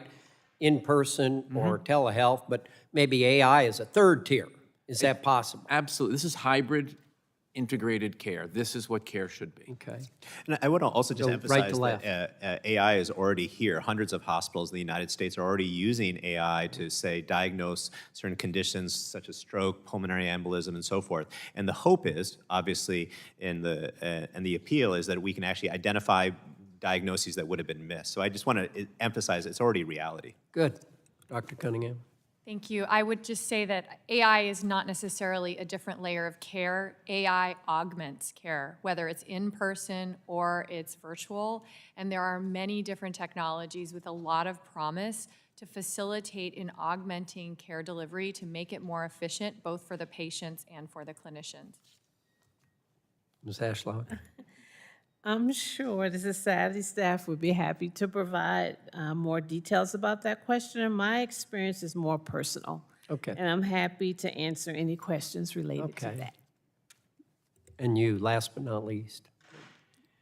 Quickly, I think we just need to urge and have caution with the use of AI. I know that when medical decisions are made, they really should be between the physician and the patient, and that is in-person care is the gold standard, and telehealth should be a supplement to that. So I just urge caution as we roll out AI initiatives. Okay, thank you all very much. Mr. Chairman, I yield back. Gentleman yields back. Chair recognizes Mr. Crenshaw for 5 minutes for questions. Thank you, Mr. Chair. Thank you all for being here. It's a really interesting conversation. With some trade-offs. I think everybody's in favor of telehealth, and we're a little spooked sometimes when we see the CBO's score that it's going to increase costs because it's going to increase utilization. And we've heard a lot of good counter-arguments to that today, namely, how can you increase utilization when your demand is already at capacity? And are you taking into account the preventative the preventative care that's occurring because of telemedicine, you know. Just speaking kind of as a veteran who's constantly needing some sort of treatment for, you know, issues. It's much easier to text your doctor than it is to make a VA appointment. And so I think there's a lot of patients, certainly on the patient side, that much prefer a simple conversation. And then, you know, how much do we rely on common sense to establish what should be an in-person visit versus what should be a telehealth visit? And that's very hard to legislate, as was just pointed out. But it's still true that you could see some bad actors, you know, getting a text message from a patient and saying, well, there's $300, and billing Medicare for that and increasing costs. So is that the concern? And how do we, and Mr. Riccardi, you're the one with concerns about all of this, so maybe you can outline those for us. Thank you for that question. In respect to utilization, I don't think whether it's telehealth or in-person care that people seek medical care unless it's needed. I think that beneficiaries have other ways that they prefer to spend their time. I think there are ways to ensure monitoring and oversight of fraud. Telehealth is one service that is potentially prone to fraud, but we can support the agency in monitoring that. Honestly, any fee-for-service is subject to fraud, right? So I'm not even sure how telehealth, I guess, might be easier. And in respect to payment structures and cost sharing, we know, depending on what the payment for a service is or how much a person has to pay for it, can influence behavior. So that's where we should look to the agency to set those rates so we can make sure we can keep a balance, and we're still figuring out what is the right balance of telehealth to in-person Do we have any data? CBO says it costs more money. Okay, got it. There are economists that are working with the data they got. Do we have data that shows that it might increase costs significantly? I think there is some data, as Dr. Mahotra presented, that there is a potential increase to costs, a small percentage. And I just do want to point out, we'll submit this after the hearing, there was a GAO study that is very clear that currently CMS doesn't have the capacity to analyze the outcomes. And so I think one thing that we're generally concerned about is we don't want to exacerbate any health disparities when telehealth really should be in a place to supplement care and reduce them. And I think the argument would be that it would reduce disparities, right? There's general agreement on that? Okay. I think we still are waiting for some of that information. Okay, you're a skeptic. Got it. Thanks. One of the so I'm up here talking about direct primary care quite a bit because I think that's one, I like focusing on primary care because as a non-doctor that's easier for me to understand, but also it is the patient's first step into healthcare, so I think it should be our legislative first step into healthcare policy. So that's why I'm a strong advocate for direct primary care. The other reason it's helpful to this conversation is because it eliminates this problem that we're talking about right now, this sort of fee-for-service problem, because direct primary care means you're paying a subscription service basically to your doctor to get full access to your doctor whenever you want. So it doesn't matter whether it's in person or over the phone. It doesn't matter. It doesn't add to any costs. And so really that's a statement more than a question. But maybe, Dr. Cunningham, you could talk about alternative payment models, such as direct primary care, and how that could be affixed to this payment problem that we've identified. Or anybody could take that. Go ahead. Something in my written testimony I described, just sorry for interrupting you, but really emphasize that the current fee-for-service system is very poorly suited to doing telehealth. You don't want to pay for each portal message, phone call, and so forth. And so giving clinicians the flexibility is really critical in telehealth. And that's not going to come from fee-for-service payments. It's going to come from more bundled payments, capitation fees, as you describe them. So I think the growth of telehealth has emphasized the need for those different payment models. We're already seeing some of those for remote patient monitoring. We are paying a bundled payment, and my hope is that we see more telehealth. We'll push towards more of those, and we can address some of the pajama time issues that we also discussed, which is, you know, how do we pay for clinician time, which currently isn't reimbursed face-to-face? Right. You had something to add? So I guess the comment I would make is that at Providence, we're definitely committed to trying out different types of payment models. We participate in MSSP. We have one of the largest in the country. We participate with Medicare Advantage. And direct primary care is another option. The one thing to keep in mind is 70% of our patient population accesses Medicare and Medicaid. If there is a subscription fee, a fee that the patient has to pay, that could be cost prohibitive for many patients in our population. So we'd have to think about how that care model could work with our underserved patient populations. Yeah. Just one thing I want to add. When we look at trying to control costs within our health system, we are not worried about ambulatory visits. The drivers of cost for us are emergency room visits, admissions, and high-cost imaging and drugs. That's what drives cost. So yes, I am sure that making telehealth more accessible may increase utilization a small amount. That's not the utilization we should be focused on. It's can that reduce the utilization of these much more expensive. Right, and more accessible primary care absolutely keeps people Absolutely. out of the ER. Okay, I'm out of time. I yield back. Thank you. Gentleman yields back. Chair recognizes Dr. Miller Meeks for 5 minutes. Thank you, Mr. Chair, and I really want to thank all of our witnesses for testifying before the committee today. As a physician, military veteran, and a former director of public health, I think that this discussion is fascinating, and you've actually answered some of my questions as we've gone along. I'm glad to see the committee include my bill with Mr. Carter, the Telehealth Modernization Act, in the hearing today, and your mentioning of that bill.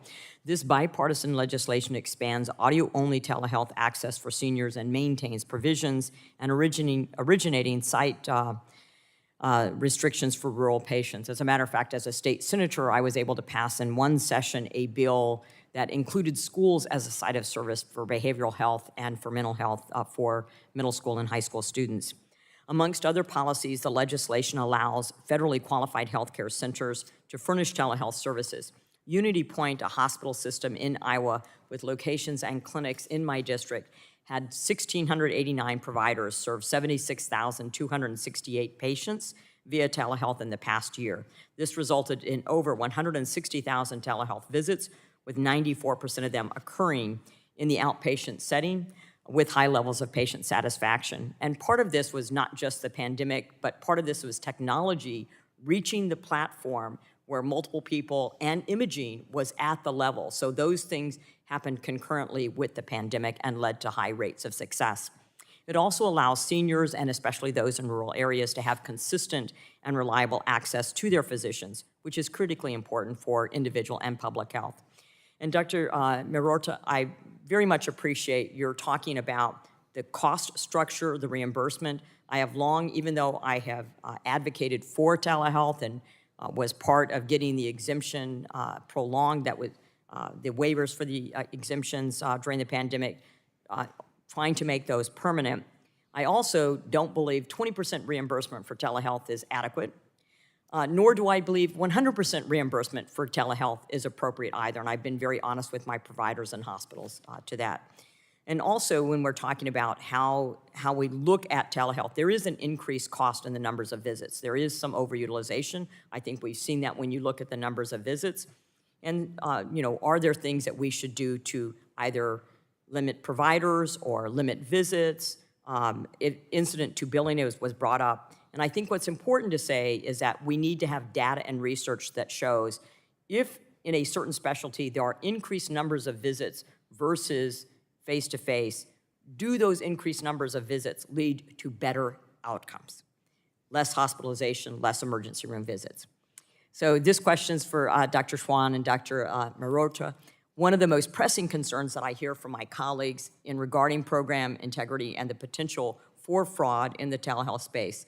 What are your thoughts on this issue? What systems has your organization implemented to reduce fraud potential? What policies do you recommend that the subcommittee use to address the potential for telehealth fraud?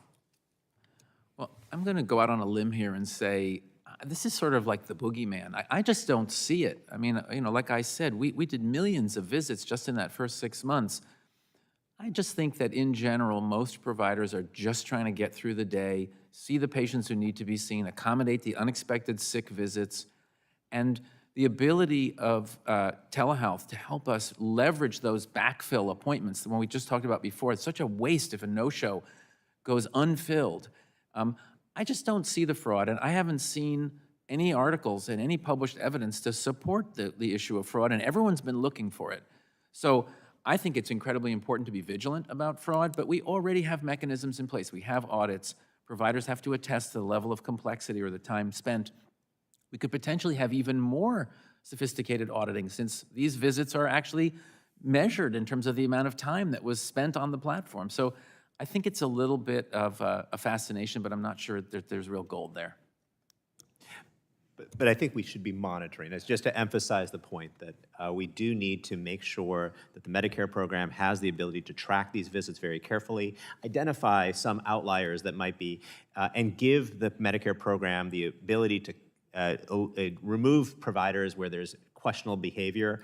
For example, we have seen some cases where there has some questionable prescribing behavior. The Medicare program needs the tools to track that and then remove those clinicians or those companies in case when those do occur. Since my time's expiring, I'm going to pose this question and ask Dr. Schwan and Dr. Marorta and Dr. Cunningham and Ms. Ashlock, if you would respond in writing. So if telehealth access were made permanent, which my legislation does, how would this impact your healthcare system? And the follow-up to that, what should Congress keep in mind this year as we contemplate telehealth permanency? And if Congress were to do another extension of the telehealth flexibilities to have more time to contemplate permanency, how long, in your opinion, would an efficient amount of time to maintain certainty and not discourage the use of telehealth? So I will give that to our staff, and if you could respond in writing, I would appreciate it. With that, I yield back. Thank you. The gentlelady yields back, and the chair recognizes Mr. Obernolte for 5 minutes for questions. Thank you, Mr. Chairman. Thank you to our witnesses. I found this an incredibly interesting hearing, and it's on a topic that is very personally important to me. I represent one of the largest geographic districts in the country. Telehealth has been a complete game changer for my constituents. It's enabled them access to health care that they just didn't have before, and particularly for the more impoverished portions of my district, where the ability to get in a car and drive for a couple of hours to see a specialist just does not exist. It's an economic impossibility for people. But I want to talk about something that is going to be a painful topic for me, but it's something I think it's a reality that we have to face. It's one that's been raised by the last couple of speakers, and I'd like to continue that discussion, and that's the issue of cost. Dr. Mamrotra, you, in your testimony, you said that you thought it's undeniably true that telehealth raises healthcare costs, not lowers them. And this is a problem for us, right? Because we already have Medicare and Medicaid spending as the largest, fastest growing portion of the federal budget, and our budget is in deficit by about 30%. I mean, the cupboard is bare, the alarm symbols are clanging, and all the low-hanging fruit has been picked. You know, the only choices that are left are the hard choices. So my question, Dr. Mamrotra, is it your thinking that it's just the short-term costs that go up, which is what the CBO is saying, or do you think that long-term costs also go up? Because the argument in opposition is that if you can, in the long term, reduce ER visits, treat some of these chronic medical conditions earlier, that's going to save money in the long term. Do you subscribe to that, or do you disagree? No, I think that I would try to reframe, when we talk about a new drug or a new device that comes out, we never talk about does it reduce spending or not. We say, is it providing a sufficient value? And that's the way I think we think about telehealth. I think that it likely is a great new technology that improves the health of Americans, but it is likely to come at a cost. But I think you raise a critical issue. How do we do that in a sustainable way? And we've talked a lot about in this hearing about different ways to do that. And one of the other ways I just want to emphasize again is how much we pay for those visits. Because if we're going to develop and lead to a more efficient healthcare system, I think in the long term, we need to try to encourage lower-priced ways of providing care, and luckily we have a great option before us, telehealth, which can both improve access but also provide care in a more efficient way. So that's why, but to answer your question more directly, I don't think in the long term it's also going to reduce spending. Yeah, so this is a problem, right? Because I think everyone, to address, first of all, your specific comment about reimbursement rates, I completely agree with you, and I think most of the people on this dais would agree. The problem is that our reimbursement rates for inpatient visits are so low that even achieving cost parity, really isn't fair to either in-person or telehealth, right? So, I mean, it would be an easier conversation to have if in-person reimbursement was high enough to be adequate, and then you could say, well, telehealth should be 75%. But the bigger issue here is that we can't argue about better outcomes and better values anymore, because we cannot spend more than we're spending on healthcare. We spent 18% of GDP on healthcare last year, more than any other country in the world, twice as much as countries that have similar healthcare outcomes as we do. UK spends 10%, 3 times as much as countries with better healthcare outcomes like Singapore. I mean, so at some point we have to say, how do we reduce our overall healthcare spending? And then we can talk about what's a better value and what increases outcomes. But I mean, the spending, we've maxed out the credit card and we can't go any further. So Dr. Cunningham, I was interested in your testimony. You kind of touched on this issue. What would your response to that be? How does telehealth integrate into our fiscal world in that sense? Thank you for the question. I mean, I would just say that just because the visit is taking place in a virtual manner doesn't mean me as a healthcare provider, that my cost is lower. We still have significant amount of costs that we have to cover for whether it's an in-person or a virtual visit that we have to provide for.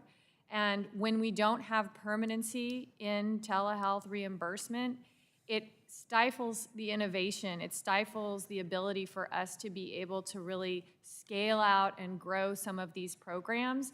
And I would counter that I do think that there is a lot of promise with some of the outcomes that we're seeing, specifically with remote patient monitoring. I referenced the telephysical therapy program that we have, where we are seeing promise towards a reduction in total cost of care. So I think we need to be looking at this not just at the individual visit level, but at the total cost of care level when we're thinking about implementing these types of programs and creating permanency in reimbursement. Right. Well, I'm out of time. I'd love to continue the discussion, but I mean, I am hopeful that telehealth can be a mechanism for lowering overall costs. So I hope we can all put on our thinking caps and figure out a way to make that happen. I yield back, Mr. Chairman.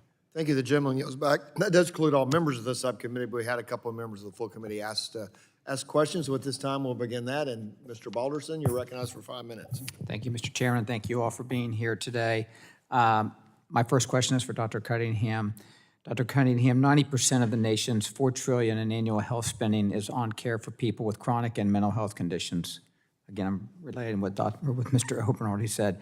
I believe patients with chronic mental health conditions have the most to gain from telehealth and digital technologies. I first introduced the Keep Telehealth Options Act in 2020 when we were beginning to see the increased value of telehealth in the wake of the COVID-19 pandemic. My constituents in Ohio's 12th Congressional District particularly benefit as telehealth helps seamlessly connect patients in rural and Appalachia, Ohio with their providers. The Keep Telehealth Options Act simply requires reports and recommendations on telehealth utilization and policy improvements. I look forward to continued consideration of 2 of my other bills, the Medicare Telehealth Privacy Act and the Expanding Remote Monitoring Access Act. I will focus my first question on the one valuable digital health technology, remote patient monitoring, or RPM. Studies find that RPM reduces hospital readmissions by 76%. RPM saved one Alabama ACO $1,300 per member per month. One Maryland health system estimates that their RPM program saves $10 million a year in avoided hospital admissions and ER visits. Dr. Cunningham, I was glad to see that you mentioned the value of RPM for your patients. Can you describe how a Providence patient enrolled in an RPM program can improve their health? Thank you so much for your question. And I would have to say that remote patient monitoring, while we have a tremendous number of valuable and amazing telehealth programs in our portfolio, it is one of the programs that I am most excited about because of the promise of the outcomes that you're describing. So currently, we are taking a population health approach to enrolling patients with chronic diseases in our remote patient monitoring programs. We specifically are targeting patients that fit in a certain criteria with congestive heart failure, hypertension, diabetes, and soon for pulmonary disease for COPD. We don't offer this program to every single patient, okay? I mean, not every patient that's in really good control needs to be in that type of program. Thus, we want to avoid overutilization. We want to give this program, offer this program to the patients who benefit it the most and who we have seen demonstration from our results that they can benefit the most and have the greatest impact in improving their compliance and their improvement with their disease burden. And I would say that we are experiencing similar type of outcomes that you're describing, improvement in guideline-directed medical therapy, improvement in diabetes, blood pressure management, and indications for reduction in ED visits, readmissions, and EMS. I would say one of the key things that have been secret to our success is enrolling these patients in their primary care clinics before they become very sick. So really trying to get in front of the disease state before the patient decompensates. And then on the flip side, we can enroll them at discharge as well. Thank you. My follow-up to that would be, would you agree that your model is one that can be scaled to help patients across the country at a time when 6 in 10 Americans have at least one chronic disease? I would say that it can't be scaled fast enough. Thank you for that response. I appreciate that. My next question is for Dr. Menafrol. Sorry about that, sir. I didn't mean to change that. You frequently discuss options to reform RPM payment systems. For other telehealth flexibilities, Congress allowed Americans to maintain access to care they like while letting policymakers gather data to demonstrate value. Do you think this is a model for RPM policy to follow? Yeah, first of all, I want to share the enthusiasm with Dr. Cunningham for the model itself, but I also think that the emerging evidence that we're seeing also highlights ways that we can improve the value of remote patient monitoring. For example, we talked about targeting. We also talked about time-limited use of remote patient monitoring. I think these are the ways that we can actually maintain the benefits of these programs as well as making it more financially sustainable. Because in our research, we find that it does increase healthcare spending right now, even despite those clinical benefits. Okay. I'm going to be out of time, so thank you very much, all of you. Madam, Mr. Chair, I yield back. Thank you. The gentleman yields back, and the chair recognizes Mr. Pfluger for 5 minutes. Thank you, Mr. Chair. I appreciate you letting me wave on, and to all our witnesses, thank you. I represent a rural district. It's about 320 miles from east to west, and a lot of rural areas. And in fact, in the back here, we've got some healthcare professionals from Texas Tech University, and we have worked with them in the past couple of years to improve access to telemedicine. They have some phenomenal ideas about how in public places and with schools that they are partnering, and we're very proud of the work that's being done.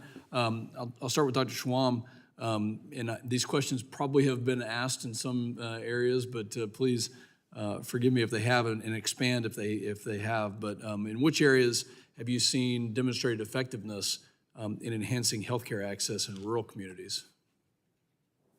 I think one of the most profound ways in which expanded access has affected rural communities is in some of the programs we've discussed earlier, like telemedicine for acute stroke care, where we're largely connecting facilities in rural areas that do have adequate broadband connectivity to urban and academic healthcare systems that can provide instant access to life-saving and disability-reducing therapies. There's no question that that's been incredibly impactful. I think also the use of audio-only telemedicine visits to support individuals with behavioral health issues or with opioid use disorders has been a lifeline in this country. And I think even just the fact that healthcare can be delivered into a rural community so that a 30-minute visit with a primary care doctor or specialist requires 40 minutes of commitment from the patient, 5 minutes before, 5 minutes after, instead of 6 to 10 hours out of their day, arranging elder care, child care, losing income from being away from their job. If we lived in a patient-centric healthcare system, that wouldn't happen, and we wouldn't have things like waiting rooms, right? We live in a provider-centric healthcare system, and we need to change that. Please go ahead. I just wanted to add one thing that well, one of the things in some work that I actually did with Dr. Schwam really highlighted that both the benefits in rural communities for a program like Telestroke, but also something that hasn't come up here is that the hospitals that benefit the most from that technology, those in small rural communities, are often those that are least likely to have that technology available. And in our conversations with CFOs of those hospitals, it's often that they don't have the resources, the cost, upfront costs that cost to devote to that services. So I think as we think about the huge benefits we can see in rural communities, there may need to be targeted investments to support those hospitals to invest in a technology like Telestroke, because right now, unfortunately, it's not happening. Thank you very much, Dr. Cunningham. When it comes to, I guess, in what ways has the removal of either geographic restrictions or the originating site limitations facilitated the enhanced access for rural communities? And feel free to expand on the previous question as well. Is this specifically related to the licensing question? No, just in general, yeah. The originating site? Yeah. For the clinician or for the patient?